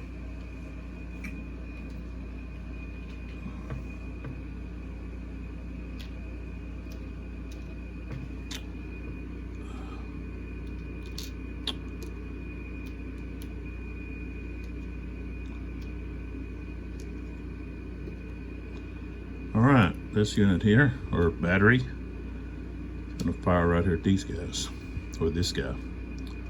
He's only got 2, but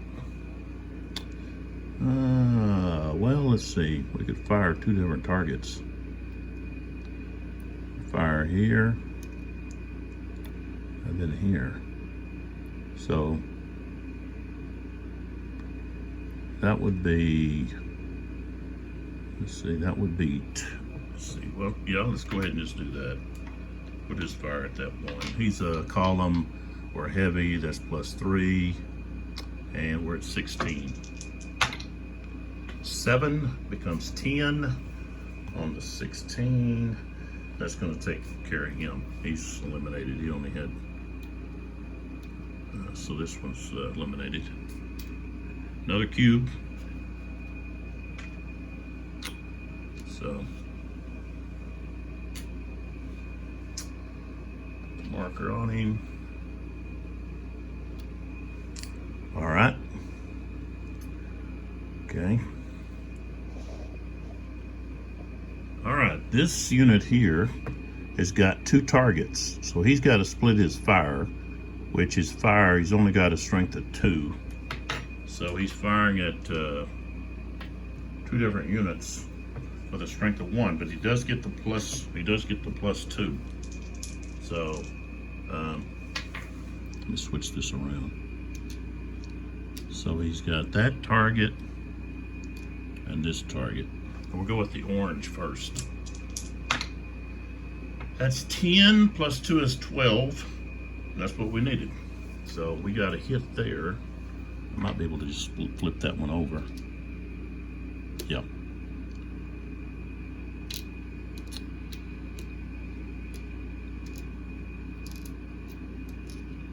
Oh no. Oh, whoa, wait a minute. Yeah, he was in column.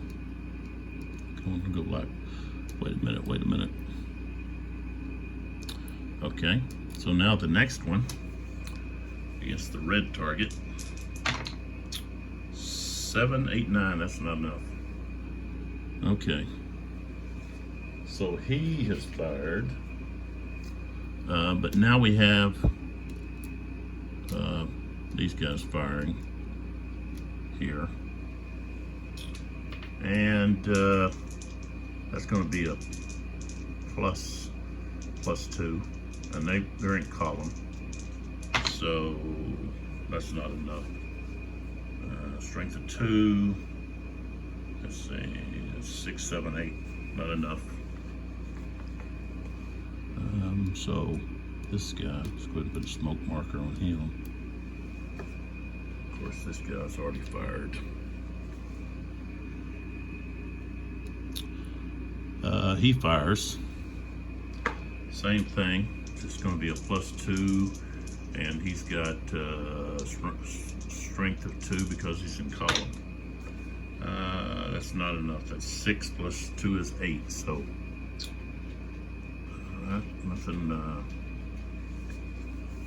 nothing transpired out of that.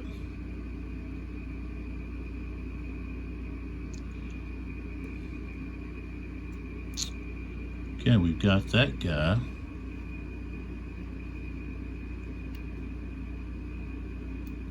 Back there. They're light, or that one battery's light.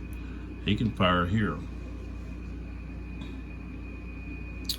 This unit here is at a lower level. Okay, so he's firing over him. So, well, I guess I need to look at the line of sight rules. I think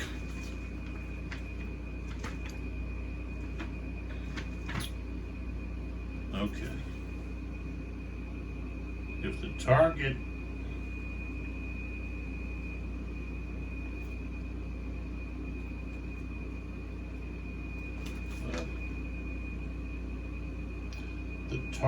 and the firing unit are on the same level.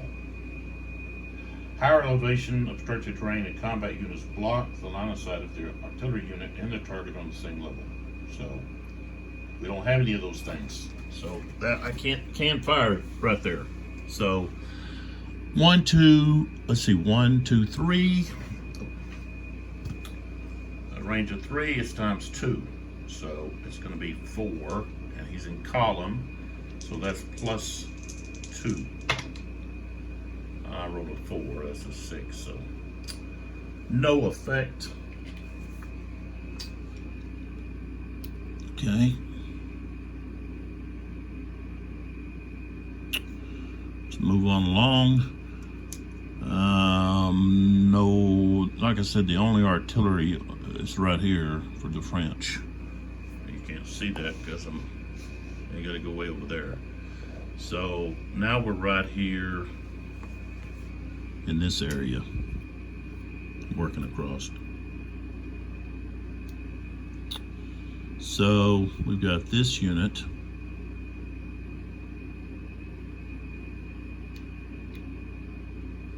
He's firing here. Okay, so strength of 2. The guy's in column, so plus 2. 7, 8, 9's not enough. Okay. Now this guy has to fire at both of these targets. Okay. Infantry must fire if they have multiple targets. They've got to split their fire. So both of those are in column.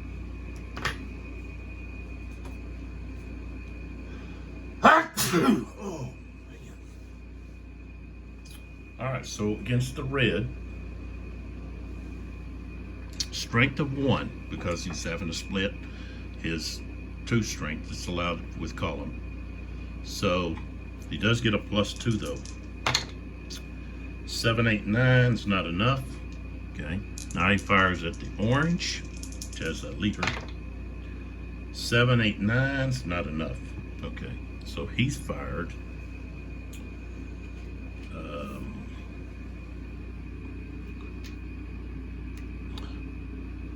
All right, so okay, I can put it on him.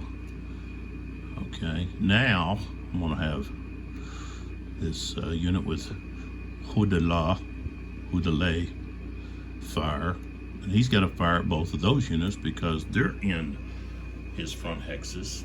So fire at the red first, which is in column, so that's +2. So I got 8, 9, 10's not enough. I fire at the other unit, the orange. 7, 8, 9's not enough. So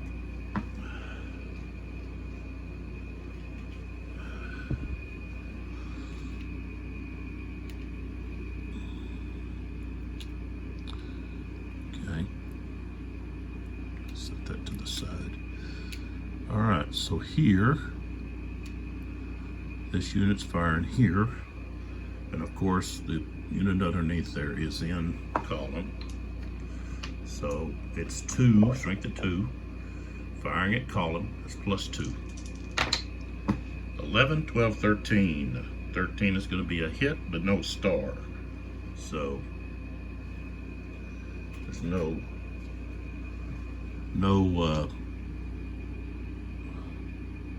leader casualties or wounds.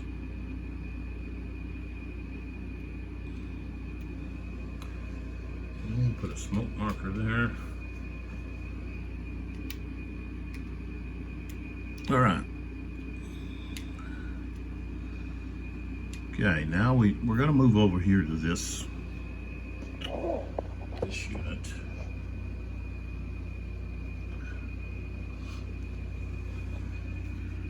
Okay, now this guy's on the same level. Here's an example of here's my firing unit. Let's say he was going to try to fire there. Okay, he's on a higher level.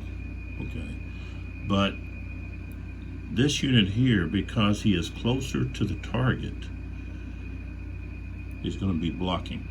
If he was here, he wouldn't be blocking. So we're finding a different target. This could be somebody possibly, can't be that guy because there's a French unit there. So I think we're going to fire at these horses again. That's who we fired at last time. So 1, 2, 3, 4, 5, 6, 7. So he's going to have to get a 12, I think. So, but no, let's see, there's 4 there. So it's 2. Yeah, he's going to have to get 11 or 12. And I really think cavalry should have the same modifier as infantry, because cavalry was a target. They were a large target for artillery units, and they would have been instructed to fire at cavalry if they were within range, because if you can damage the horse, then you take the rider out of the battle. They're not equipped to fight on foot. So cavalry would be a major target, not only because, hey, they're a lot easier to see, and you know, they're packed kind of in there like a column. You know, when you hit, you know, one, you're liable to hit another, you know, because of just the formation. So, and the fact is, you don't have to actually just hit the rider. You hit the horse, and that's takes the rider out. So, unless he has another mount. So, you know, maybe they should have a +2 as well. I'm just throwing that out there. It's not on here, so I'm not going to be. I know I did with the leader earlier, but to me that really makes sense. So does this here, but you know, I think it was just something that they missed. I don't understand why you would give it to the assault, but not to the defense.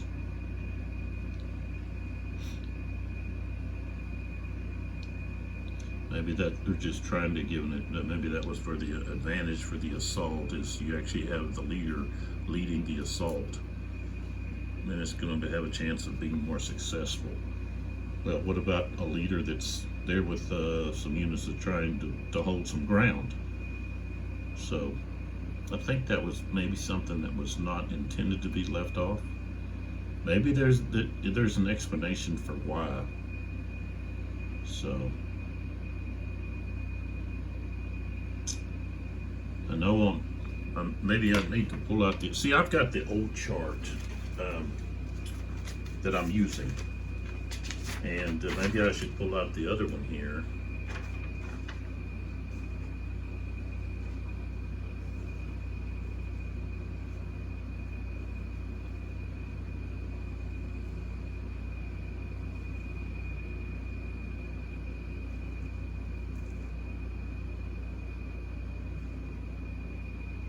And I know on here, on the chart itself, and that's even the one that was been updated, they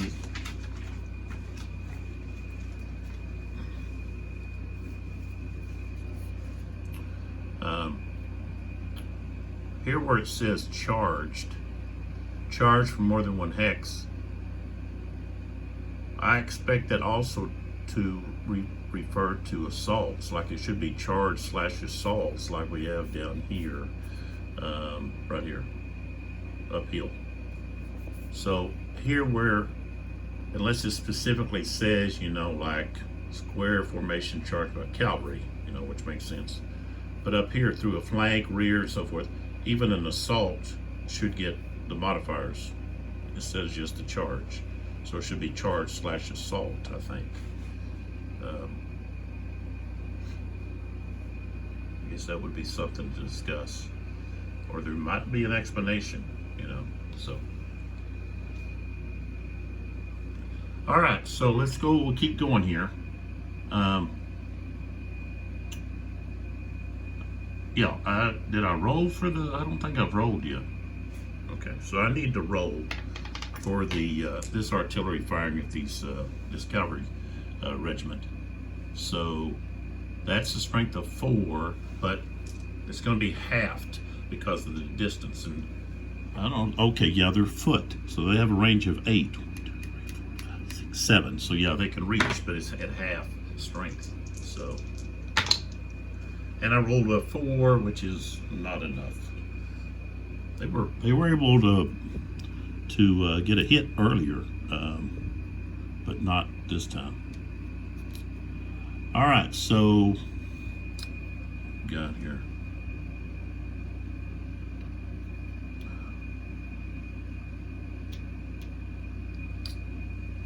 All right, so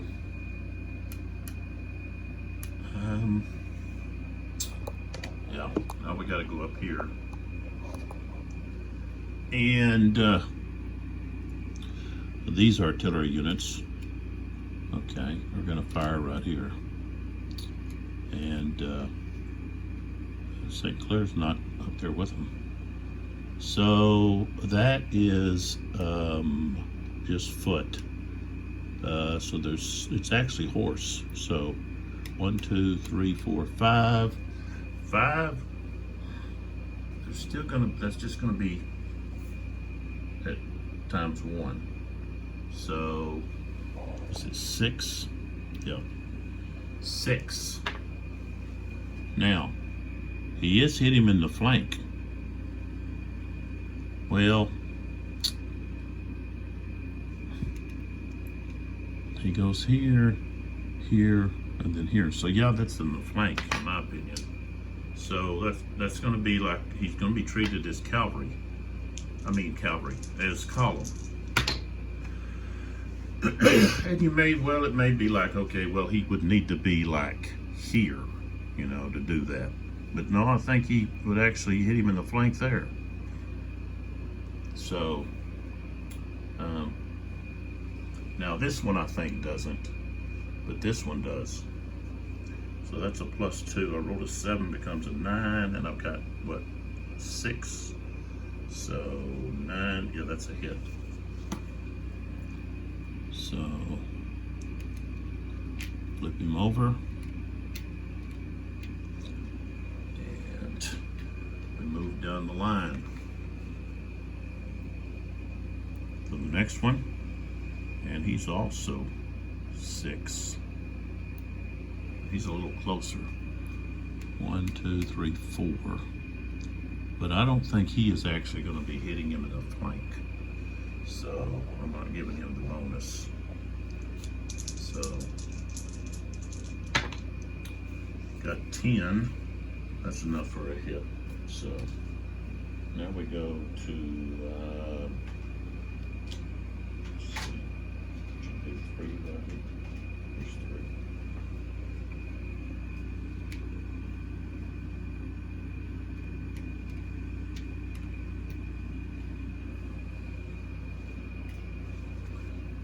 So artillery can be devastating.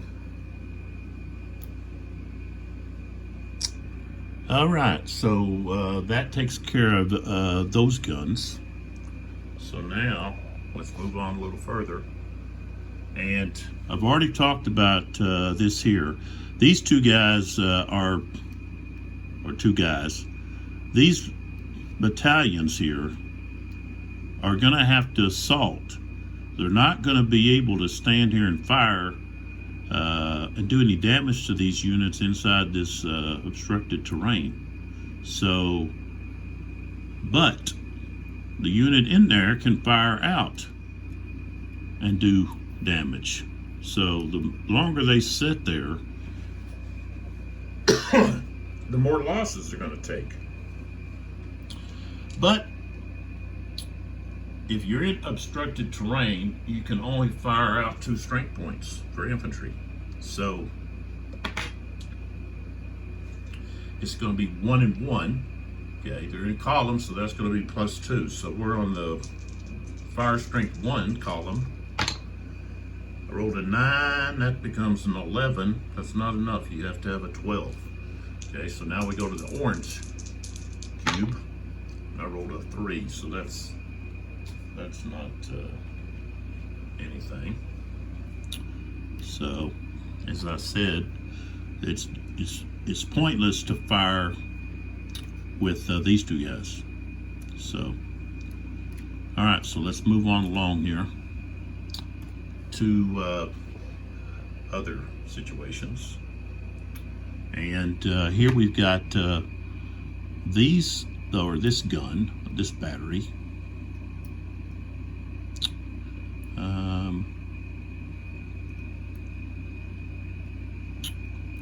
And I believe, okay, he's horse artillery, so he's light. 6.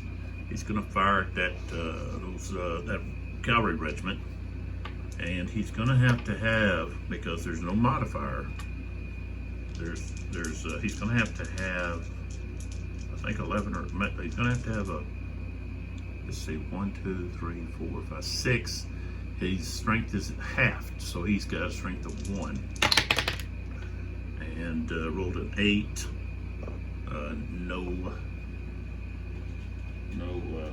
No go there. No prize at the carnival. All right. Let's see what else we've got here. We've got a couple more guns.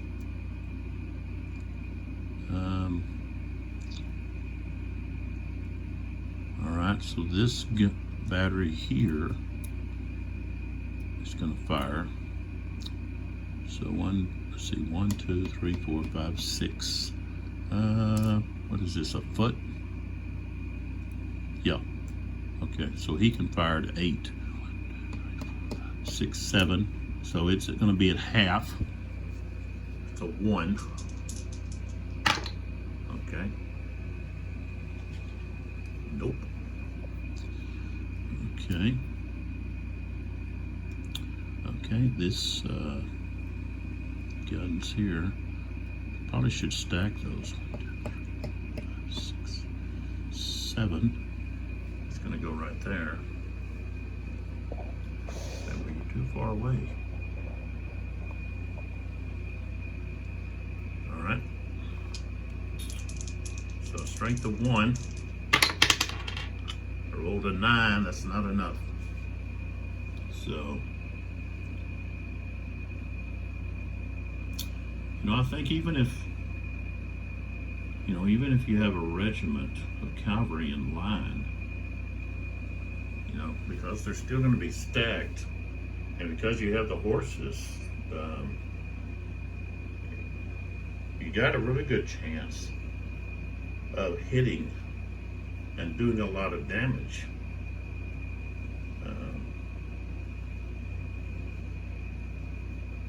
Even with a ricochet or a bounce, or be a bounce, looking for a bounce.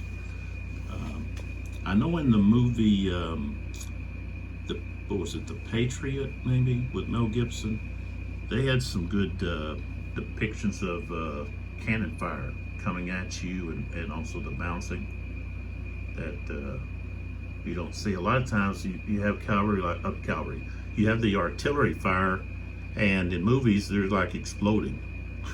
Okay, well, okay, yeah, they I guess they had some of that, but I think most of what was being fired was just solid shot and not exploding like a grenade or something, you know. But you see them, like, they hit the ground, bam, they explode. It's like, come on now, you got the CGI, do it justice, especially with a grape shot. Okay, so that was the last unit, I think. No one else has any artillery or within range. So, okay, so I can come back through here now and pick up all of the smoke markers, and we can go to the next activation cube. So, let me pull you back here. You could take a look at the situation here.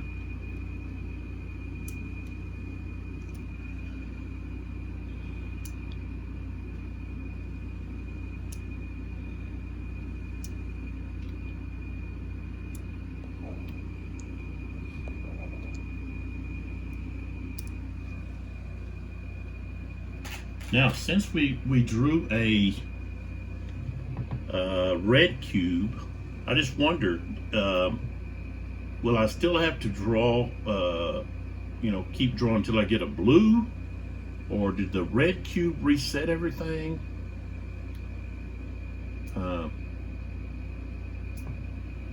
That's a good question that I'm going to have to look. And that's what, you know, one of the reasons I do these videos is to help you as the player to think about certain things, but also, you know, to maybe have a discussion about the rules, not what needs to be added or subtracted, but just, you know, how to go about finding stuff in the rules, and just to show that, you know, I don't have this stuff memorized. I play so many different games, especially a lot of Napoleonic games, and the rules will just kind of, in my mind, they will just kind of blend together into like a big stew. And then I have a hard time, like, what is this? Is this, you know, is this, what kind of bean is this? So, all right, so after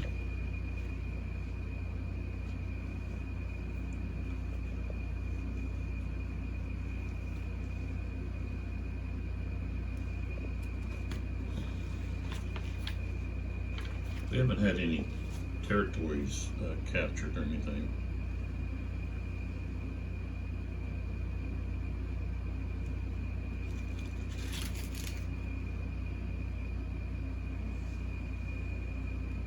Okay, so it says here that a player, this is, well, I don't have a page number. A player may never get more than 3, and it's under activation segment, which is number 16. In ACs in a row. When an AC of the same army is drawn 3 times in a row, and the next AC drawn is again from the same army, returning to the bag into a new drawing into the AC of the other army, or a fire combat cube is drawn. In the unlikely case that only ACs of one player are left in the bag, they're all lost. The game turn ends and no further activation begins. So I've got to look. Okay. No, there's still a green in here. So I guess with the red,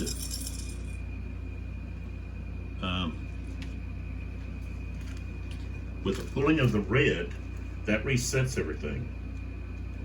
Because it says, until an AC of the other army or a fire combat cube is drawn. In the unlikely case that only ACs of one player are left in the bag, they are all lost. The game turn ends and no further activation happens. Okay. And the last two ACs are not drawn. Unless they're fire combat cubes, and then of course they're drawn. So, alright, so the next cube could be green. If it is, the rest of the blues are just lost. The French just lose the rest of those activations. So I think we've got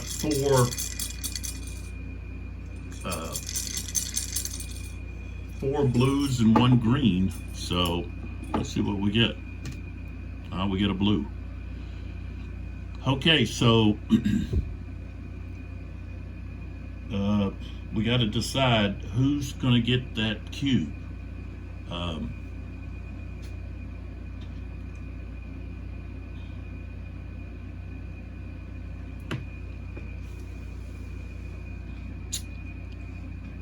Let's see here. I have not activated the first division of 4th Corps this time, and they need to take that village. They need to do something here. So that's who I want to give it to. So we're going to go right here with Saint Hilaire. I think that's probably pretty important to do.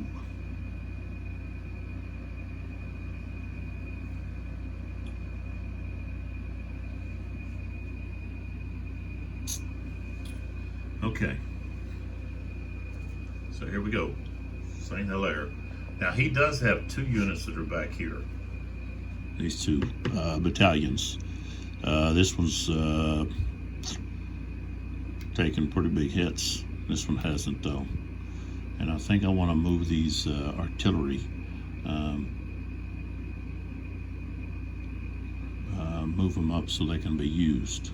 So they are both going to flip over. And this is their first activation. So that's 2. And then 3, 4 right there. This guy, 1, 2, 3, 4, 5, 6. 1, 2, 3, 4, 5, 6. He's going to turn like that. All right, so up here, these 2 guys are already engaged. This guy's in line. Those guys are in line. Yeah, we'll move up in line right there. It's not usually what I don't have to actually assault. This guy's taking 3 hits. I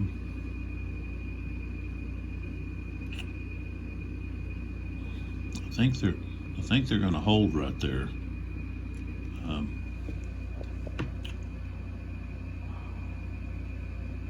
Yeah.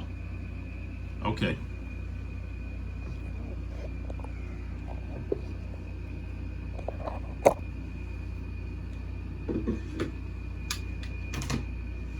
We're going to hold. And the assault is going to be right there for that village. So we're going for this. And I'm going to have 2 attackers.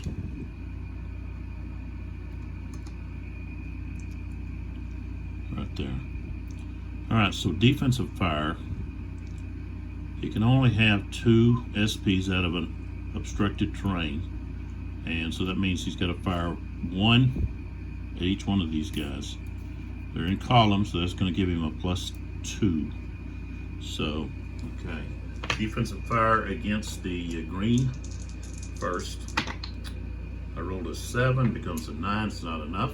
I roll against the blue. Oh, there we go. 11, 12, 13. I think that's still just 1. Yeah, 1 hit. So what does this guy have here now? He's got 3. Probably need to be thinking about switching them. All right.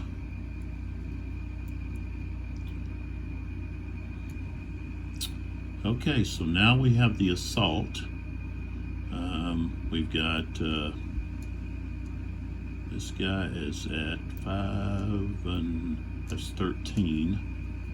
And here we've got 6, 15, that's 28. Okay. And he's in that obstructed terrain.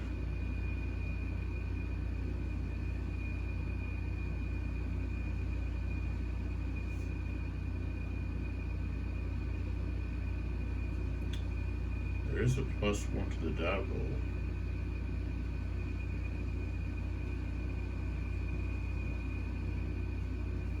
So, okay, so 28 to 4, that's 7 to 1. That's going to be a -3. He gets a +1 for being in the obstructed terrain, so it's a -2.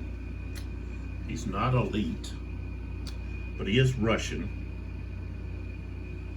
So now we're at -1. He's not in the defend order, he's actually got an attack order. Yeah. So it's at -1. He's being attacked for more than 1 hex, so that's -2 now. -1 plus -1 is -2.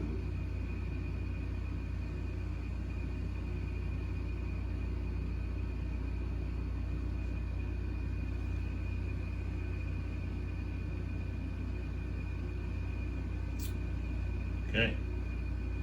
-2.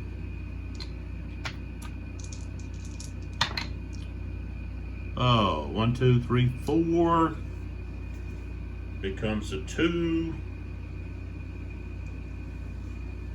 So lose a step and retreat. So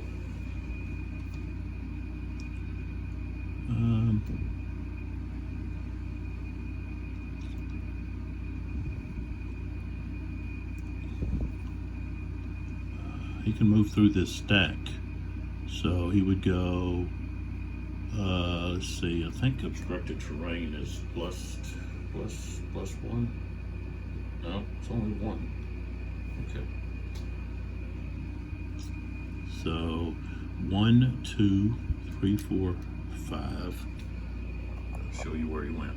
He went to here. Okay.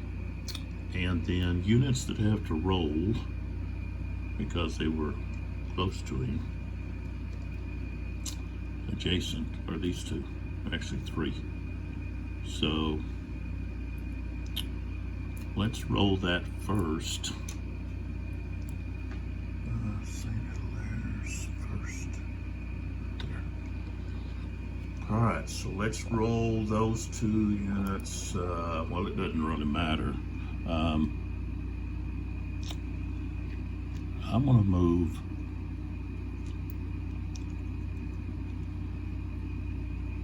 what's that?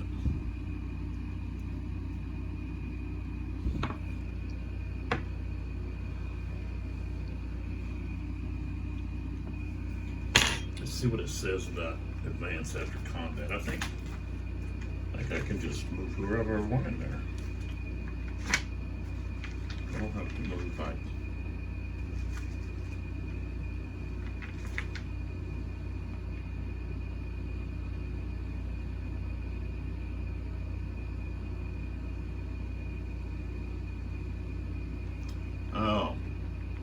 one thing I've done. It says if both units of a stack retreat due to a failed stand, they have to retreat as one unit. So you can't fan them out. So, but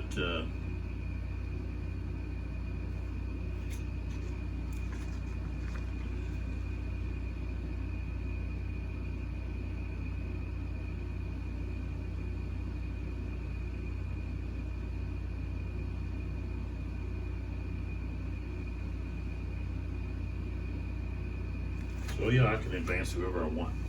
So that's how I want to advance. And so now we have to roll for these units here that that were adjacent to that retreating unit. So we've got this grenadier there, and let's see, he's in a obstructed hex. So he's Russian, so he gets a +1. He's in obstructed terrain, so that's +2. Enemy cavalry units close by, yes, so that's -2. So he's just straight up and rolled a 5. So he's going to lose a step.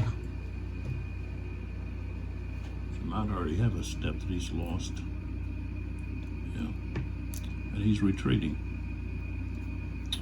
which is now going to make this guy check.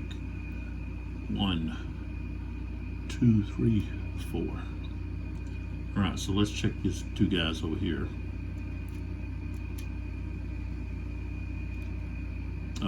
Oh, there's just one. Okay, yeah, there's cavalry nearby. He's in obstructed terrain, and he's Russian. So it's going to be straight up. 5. He's going to take a hit, and he's going to retreat.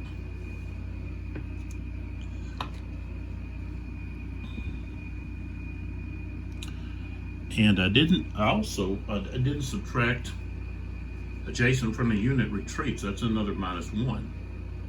So, okay. So he goes 1, 2, 3, 4, 5. And so he was here. So that means these guys have to check. Okay. We got to check these guys over here. So he's in obstructed terrain.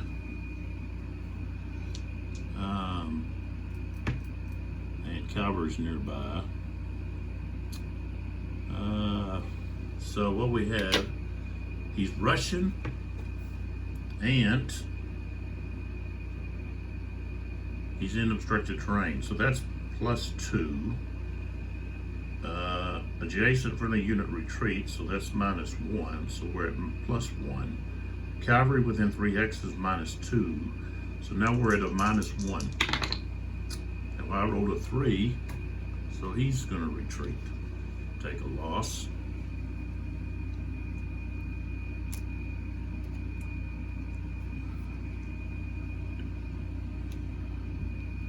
Okay, we got to check that guy. So first we go here. And over here, there's not any enemy. No enemy there. Just to show you that last guy went to here. He could go through these other guys, but I think their retreat path is this way. Is that way and not this way. All right, so we're checking this stack now. Okay. All right, so again, they're Russian, but they're not in obstructed terrain. So that's +1, -1 because adjacent unit retreats, so we're at 0. There's no cavalry nearby, enemy cavalry. He's going to hold, and then the guy underneath has to roll as well. 5, he retreats. So the top guy stays, bottom guy doesn't. I'm not re-rolling for the bottom guy.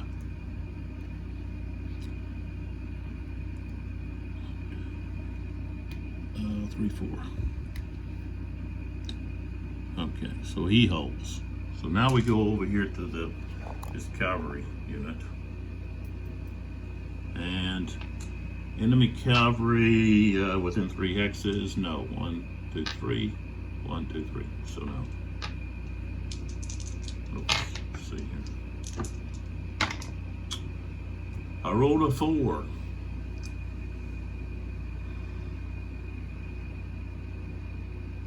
He's gonna retreat.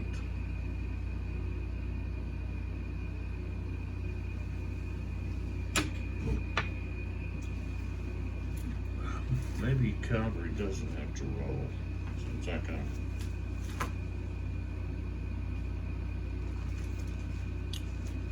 Just roll to stand. It's just causing chaos. This is going to be after assaults. Yeah.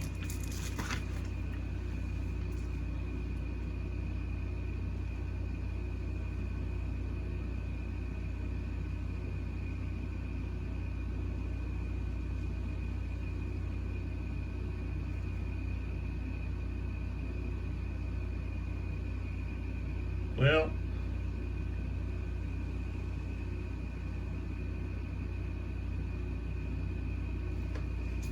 okay, so cavalry does not. And let's see, maybe some of these guys I wouldn't have to check. Okay, like here, this guy retreated not because of combat, but because the guy that was in combat retreated. These guys are not going to have to keep rolling. So let's see, who was with this guy? It was this guy. Let's see, 1, 2, 3, yeah, this guy. So I can put this back. Okay, I'm rolling, I'm going, doing it too much. It's like, okay, this guy, but not this guy. So this guy's not, this guy here. He would not have to roll. Okay, it's only the guys that are adjacent to someone that's retreating or eliminated due to combat. So you don't just have to keep rolling, keep rolling, keep rolling, keep rolling. Okay, so that was. I'm glad I caught that. So. All right, so the French are able to take at least part of, what is this, Zerpalen? Zerpalen. They were able to take at least part of it. They don't have all of it, though, so it's still under French control. Well, wait a minute. Maybe it's not. Well, I'll have to look at the control thing here, because it could let's see if I can find that. I think it should be here. I think it even talks about specifically. Yeah, control is defined as the following ways. There are no enemy units in one of the hexes comprising the geographical objective, and the controlling player has one unit in at least one of those hexes. So right here, this at the moment would change to French control, and that means that the Russians have to give, this is an example, so those are the 3 hexes, and the only army that has anyone in any of those 3 hexes is the French. So they gain that, and okay, if I get close here, you can see right here there's a 5. Okay, there's a negative there, -5. That's how much this is worth. It's worth 5. This is negative. I think that's just I guess if you lose it, you lose 5. But so those cubes, okay, I took them from the Russians. They get handed over to the French.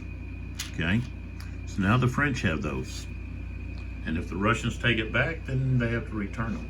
So okay, let's get this out of the way. And these cubes, these little cubes, these are mine. They don't come with the game. So I want to let the people know that. Maybe I should say it more often, but okay. We've got 3 cubes left in the cup, and so we've got the French here can go again. Do I want to continue with pushing? I think I do. I want to gain total control over that. So I'm going to, Saint Hilaire is going to go again. This will be his second activation, which means movement is restricted by 1 for infantry and artillery. That's all he has. So we want to take control, and of course these 2 guys have to be flipped over. If you enter obstructed terrain, then you have to be flipped over to your line side. Okay, so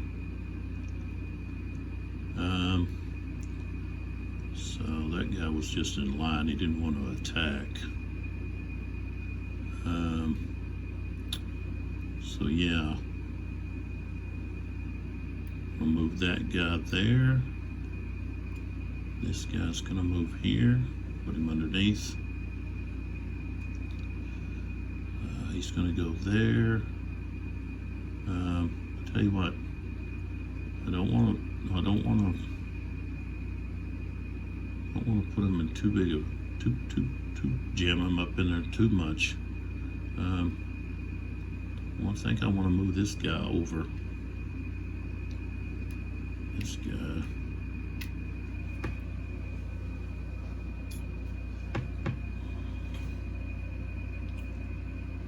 Let's see here.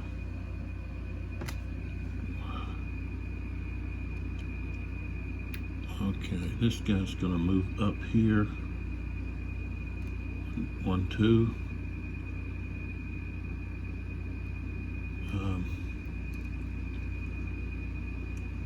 Saint Hilaire's going to go there. These guys have a 1, 2, as much as they can do.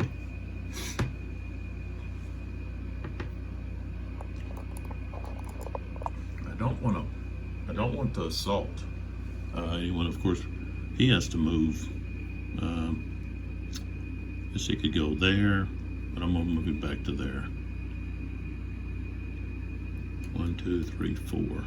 So, and of course the cavalry has this too. So he could move. Yeah, I'm gonna move him there. When somebody becomes adjacent, you move your leader.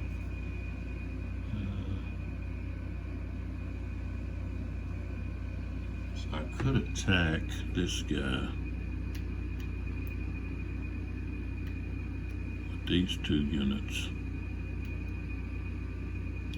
I think I will. So we're going to assault this unit.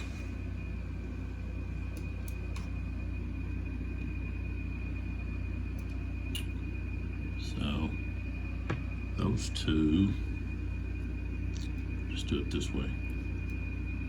Okay, against this target.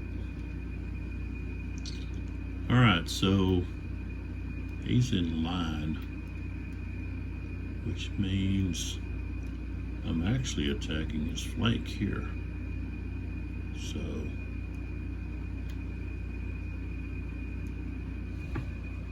and he can't fire into his flank, so he can only fire at this unit that's in line.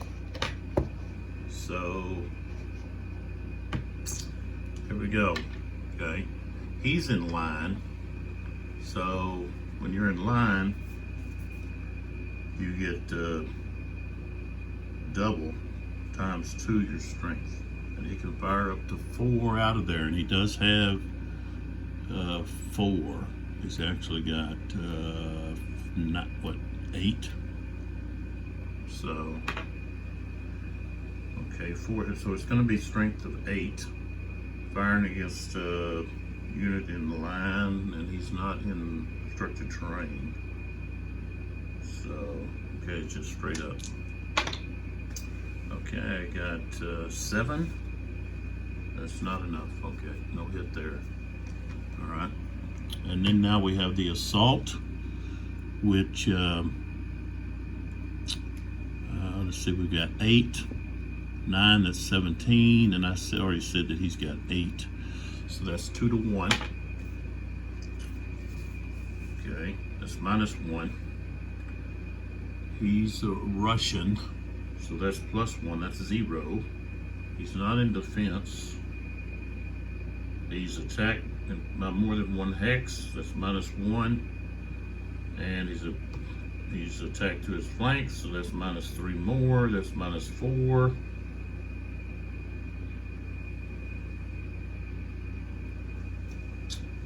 Okay, -4. Those guys are not green, so -4.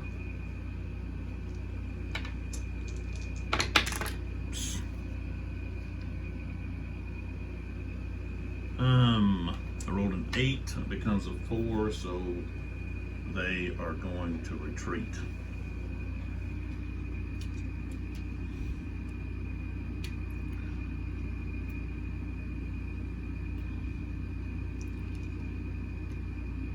I just want to, okay, so I've got 2 units there.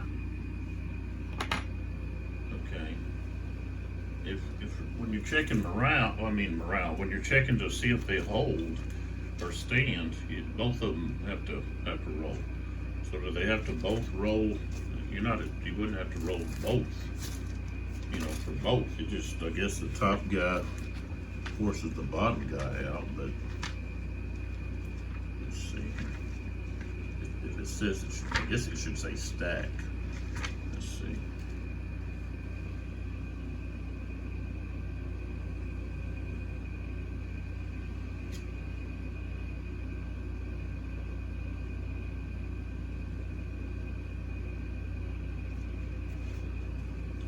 Here it says, okay, like,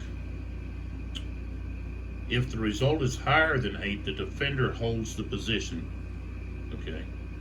If the result is equal or below 8, the assaulted charged unit takes 1 step and retreats if assaulted by infantry.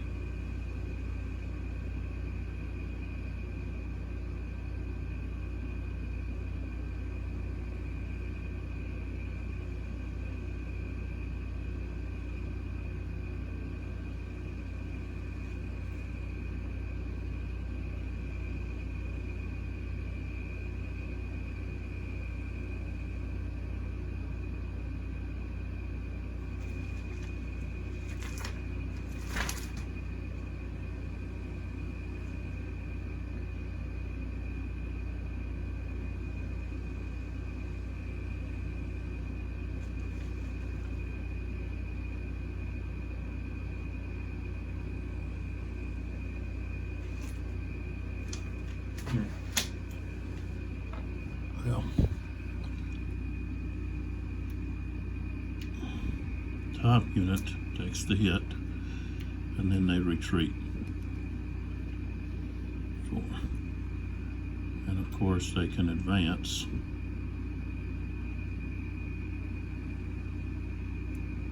So, all right, so now we draw another cube. And this one is blue, and we've got 2 left, so this will be the last one. This will be the last cube.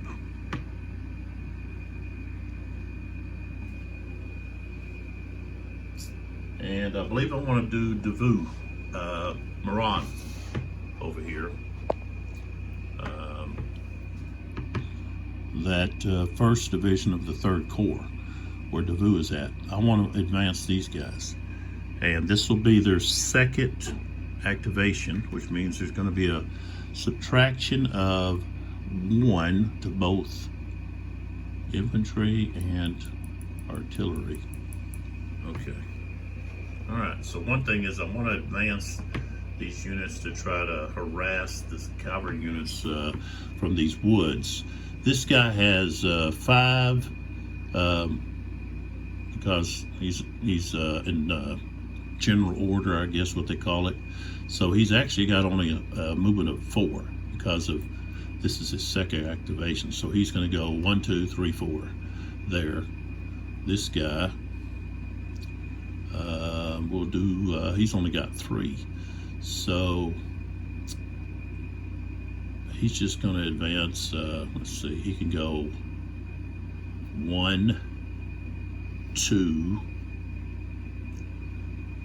like that.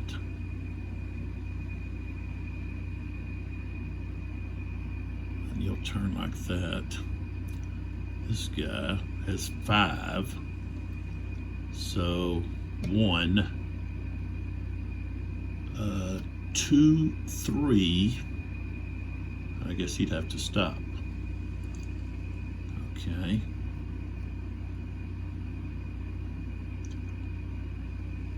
Okay. Artillery. 1, 2. And he's only got one to go, so he goes to there. This guy goes 3. 1, 2, 3. This guy here, 1, 2, 3, 4.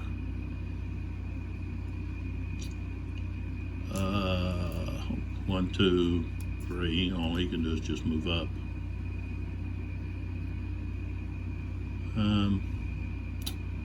Wait a minute, to move through, but he didn't move through. Okay, this guy. He'd have to switch over. So he flips over, that's 1, subtract 1, so he's at 4. Let's see. So he flipped over.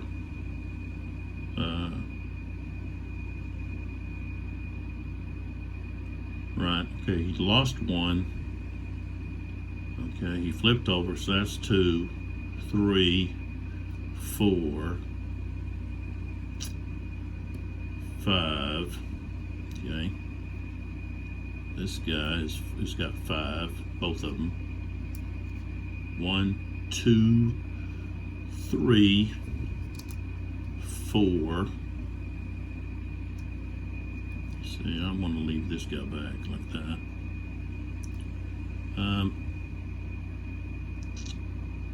Let's see. So we're going to go 1. Okay. 2. He's already lost 1 for already moving. So he's at 2, 3, 4.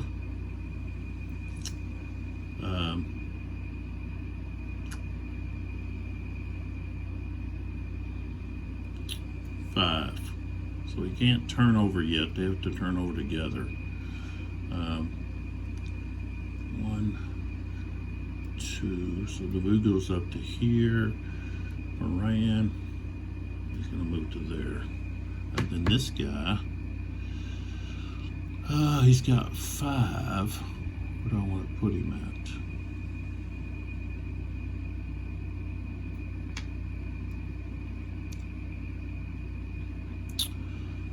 I think I want to move him over this direction. So he's going to turn. That's 1. Okay, he's already used 1. So he flips over. That's 2, 3, 4, 5, 6.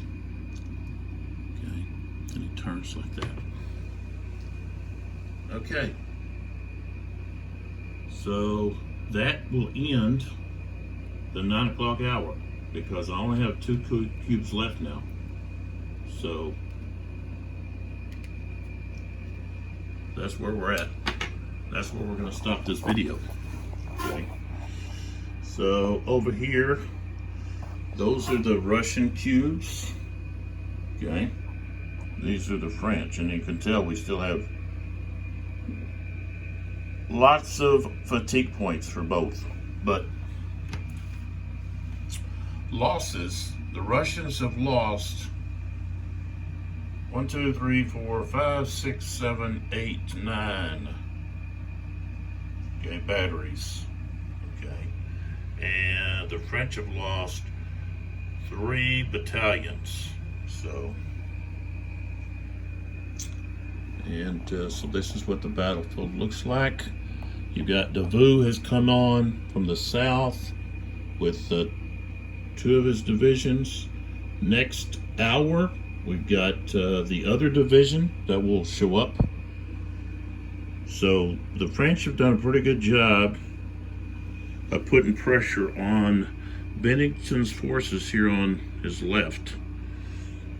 And of course, Bennington has done a really good job here in the center in pushing the French attempt to engage in the center here, has pushed them back, which threatens Saint Hilaire if they're able to get in around behind. And this is where Marat and his cavalry would have to come in to stop that. So that's what they're sitting there waiting on, and they probably need to move them up. And at some point, Saint Hilaire needs to be pulled back to regroup, and that's where I think Davout's next division. They need to come in and give Saint Hilaire an opportunity to pull back and recover some steps, recover some troops. Here, this Joseph needs to be changed to an attack order because cavalry they're horrible at defense.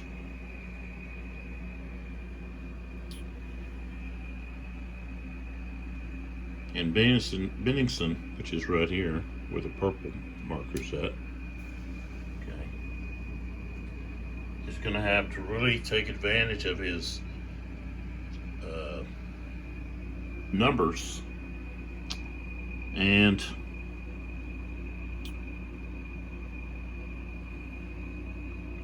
I think just push as hard as he can, possibly right here in the center here,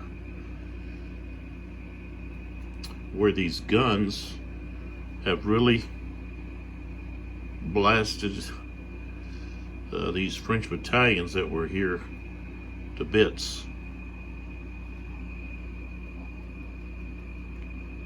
And try to get this guard involved early so that they're not able to come in late and seize the day. But also Bennington's thinking of the stock. When's he gonna show up? You know, when's he gonna show up on this north up here to help put pressure on Napoleon's left?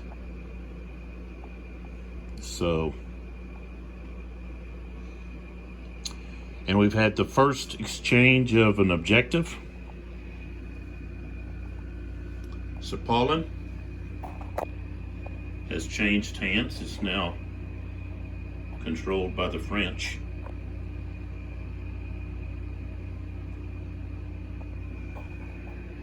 And again, I just want to say how I really enjoy looking at this map. And as I said, I wish I would have got the mounted maps.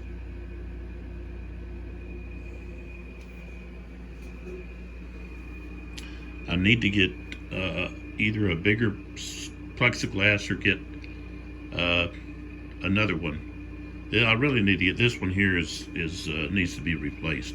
So I really need 2 new plexiglasses to put down.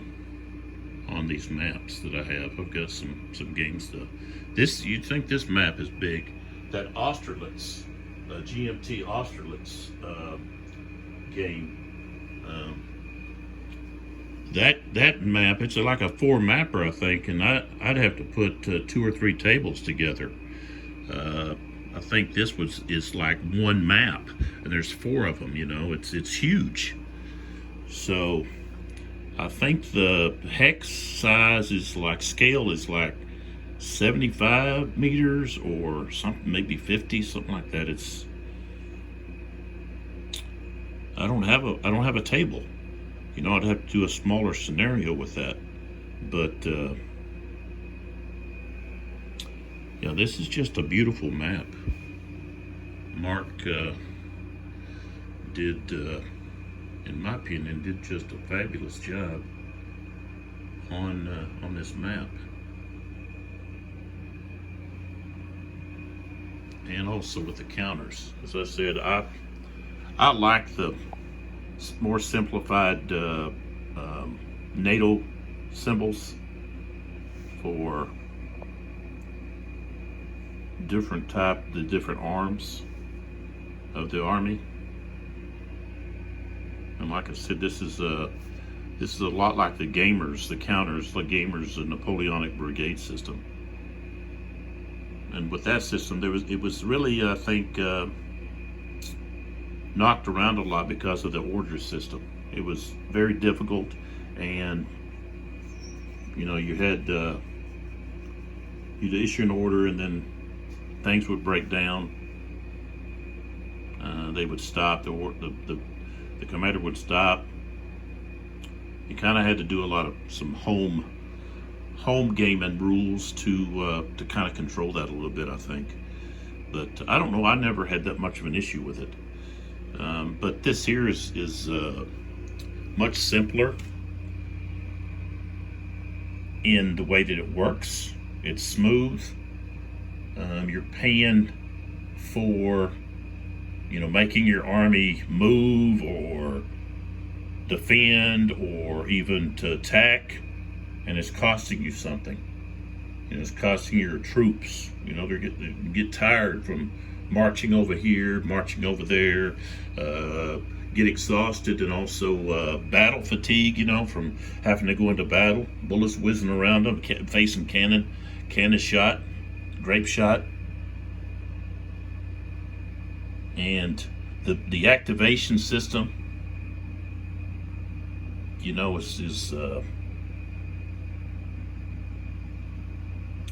it's order, but chaos. It's order in the fact that it's order in the way that the mechanics work, but then it creates chaos in you not knowing, whether or not you're going to be able to, do all of your expected plans for that hour. And your opponent may get 3 activations in a row. And that means that he can activate one division just 3 times and exploit an assault, like that happened right here with Saint Hilaire. That was an example of exploiting gains. Now, the French were able to gain one of the 3 hexes of Serpollen, and now they have all 3. So they've got a firm hold on that, which it creates an anchor there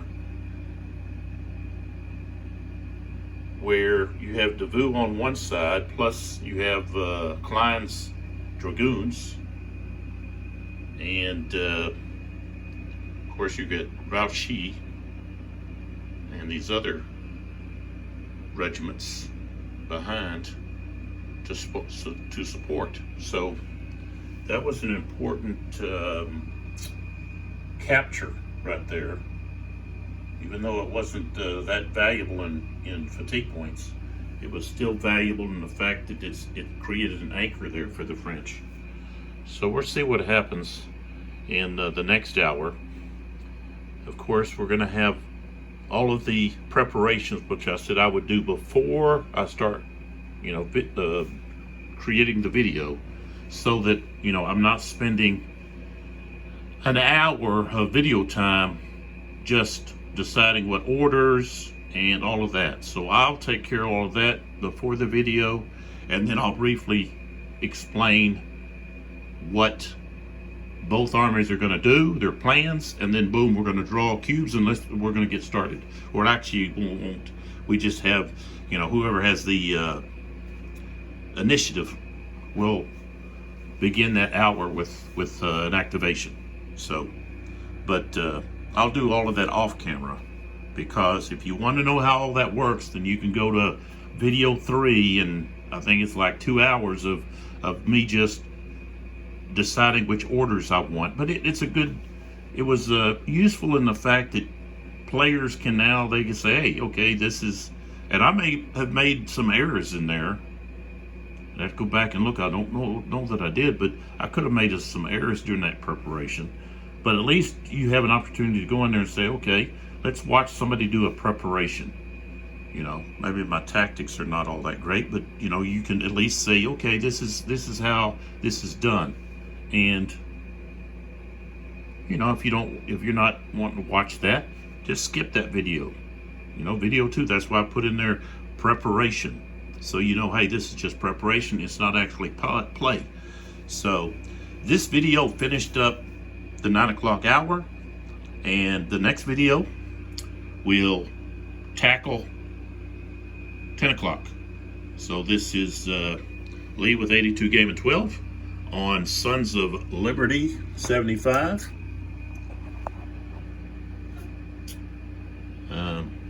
Check out Sounds of Drums. And they develop and publish thrilling historical board games. Go to soundofdrumsgames.com, and then also Chessex. Go check out their dice, see what else they've got. And the last thing is I don't want to get into political issues on my gaming videos, but thoughts and prayers go out to Donald J. Trump and his family, and also the families that were affected by this assassination attempt. Very thankful that Mr. Trump was not seriously injured, even though other people were. And that's about all I'm going to say about that. Like I said, I don't want to get into political issues on here, but we do need to recognize, that was a tragedy, and it could have been a lot worse. So many more people could have got hurt or killed besides Mr. Trump. And so a little divine intervention there I truly believe occurred. So I'm glad at least Trump was okay, and that there was only limited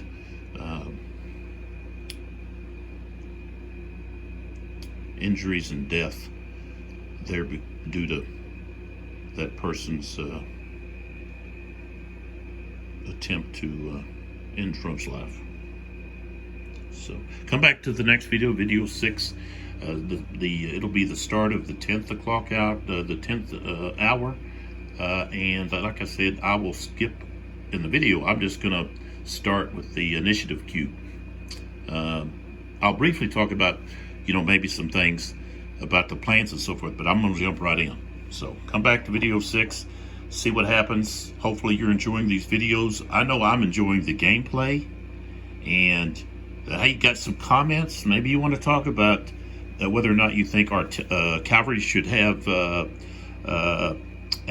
modifier, die roll modifier when being fired upon, especially from artillery. Maybe you want to discuss that. Maybe there's some other issue you want to discuss. Maybe it's the facing, or maybe the counter types, maybe the map, maybe just the game itself. Maybe you want my opinion or how I feel about certain aspects of it, throw those comments out there. I'll be happy to tell you what I think, or support something that I might have said. And I like to have discussions. It's good to have discussions. We don't have to agree, but throw some comments out there and come back to see how everything's going to turn out. I know most of these videos don't get watched from start to finish. Someone may jump around, or they may just watch the first part of it. That's okay. This is just for gamers' benefit. I do it for fun, and I enjoy doing the videos. And so hopefully it's helping people out there. I know I've had some comments where people said they appreciated it. That's why I'm doing it. I'm just trying to help the gaming community. I want it to continue. Not something that I want it to dry up. I mean, this is something I really enjoy doing, and I've enjoyed it for years, and I've invested a lot of money into buying these games. And one thing about Eylau 1807, it was worth it. The price of the game is worth what you get. Okay, you're in my opinion, you're getting much more quality and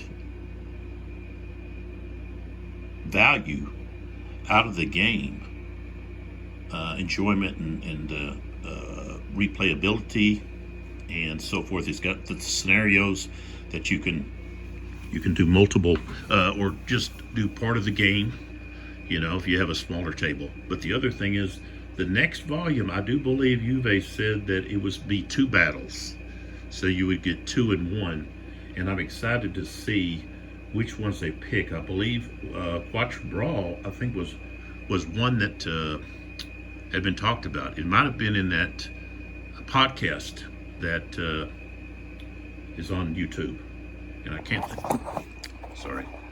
think of who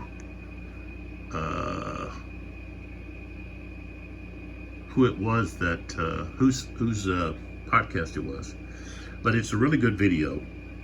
And well, they also, just the presentation that they presented on GameFound, and the video, oh man, that was really impressive, of the introduction to the game.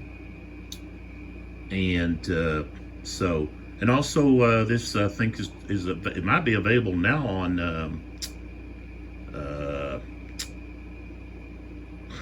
Vassal, and I've played quite a few games online with people. That's neat about Vassal. So I don't know that much about the Vassal. I don't know what the I guess you can just go to Vassal, maybe you can pick it up, or I don't know, some companies you have to buy it, the rights to it, to actually play it.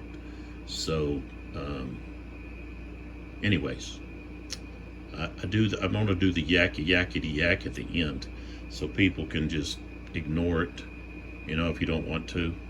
But then again, who knows, I might say something here at the end that could lead to the correct answer for the chess dice, the Chessex set of 7 set dice that I have stacked there. And I won't allow multiple entries, so you get 1 entry. And that'll be the last video. I'll talk about all of that, and then I'll give several days for people to put to give it the answers. It won't be like you've got an hour to do it. No, I have to give you several days to ponder on that question that I'll give. So again, just a beautiful map, counters. They look so magnificent on that map, and the whole package is in my opinion, just outstanding. You know, of course, you've got over there, you've got the order of battle, and you've got the trays here to keep your counters in. And the counters are just so easily to punch out. They're rounded, they're thick counters, they're large counters, and you know, the wooden blocks, the thick player aid, you know, that's double-sided. So just excellent quality components. And when you have that and a very playable Napoleonic system that doesn't have a lot of rules to drag you down. That's one thing about the La Bataille was especially the early rule system. There was so much vagueness that I had a hard time playing it. And I had got so many of the games like Talavera and Albura, and you know, I had them and then I sold them. And you know, it's like, well, I wish I had them now. Well, I picked up the Talavera again, but the Arstotzka, that's the one I wish I still had. But I had that one first, and it was so difficult for me to understand the rules. I had such a hard time. Didn't have the regulation, whatever number that is. I do have it now, and that's the one I pretty much use. And they've got so many different rule sets, but the original, or the one that came with the Marshall edition, was, I don't know, there was a lot of vagueness and kind of things that were, it was just hard for me to grasp. And you know, I had so many different questions and issues, I guess, that I got frustrated with it, you know. But that game really sparked my interest in Napoleonics. And I was looking for, I was not interested in the old SPI, which at that time, the Kevin Zucker SPI, and I don't know how, I guess he had, that was basically all him, that had all of the Napoleonic hex and counter. And it's a lot similar to what he has now, but I enjoy the operational aspects, and I have quite a few of the Library of Napoleonic volumes, specifically the ones that deal with the Peninsular War, because there's so few games that focus on those battles, you know, and so the interest, I guess, is much more on the European conflict instead of the peninsula. So, but that's what I like. I like that. I've read lots of books. I've read about Napoleon, Wellington, and you know, I'm hoping that, you know, there be some games that come out. Fuentes de Orno,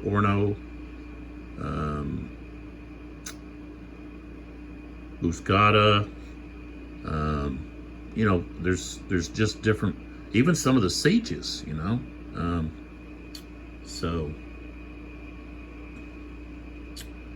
but I'm excited to see what comes after Eylau, but right now I'm enjoying playing this, and I could see this being on my table over and over and over.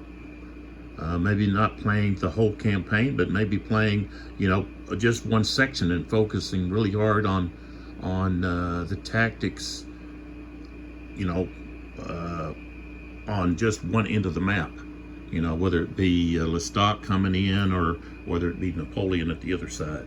So this is a very good system. The smoothness, I use that word, I guess, a lot. It's just the ease of play and the way it just flows. You know, there's not a lot of hiccups. You know, there are some with me checking rules, you know, And there is some, maybe the rule book could be cleaned up a little bit, where, you know, uh, you try to group, like, okay, here we have everything that deals with Calvary is going to be right here. That may be a repeat, but you're looking for information on Calvary, you can go to this section that deals with Calvary, and there's everything, you know. But oh no, I didn't do that, did I? Oh no, how'd that happen? Hold on. I just almost caused an earthquake here. Whoa. I pushed the table to the wall. I don't want to do that. That almost ruined everything. What happens is that my plexiglass extends over the table there. So, but yeah, I need to get off of here and quit the yakking. And so video 6 will be next, and we'll just jump right into it, with a brief summary of what I did to prepare. But check them out. They've got a few other games, and like I said, this is a small company. They're in Switzerland, so if you order from them, it's going to take a while for your product, because overseas shipping. But they're going to have games that are going to be in here in the States that you can they ship them to them, and then you can order from them. So different places. So, but check out what they got, and give them some support. We need to support these smaller companies so that our enjoyment of these military or war board games don't dry up and they're gone. And you're just stuck with trying to find copies that are there's a limited supply because the company's no longer there, and we already have that where some companies they've stopped producing this or that, or some companies we don't. Where's Avalon Hill? Where's SPI? Where's this company? I don't know how strong Clash of Arms is anymore. I guess they're still producing some stuff. Still doing La Bataille, I guess. But anyways, thanks for your support. Come back and see what occurs in the 10 o'clock hour, and I'll see you then.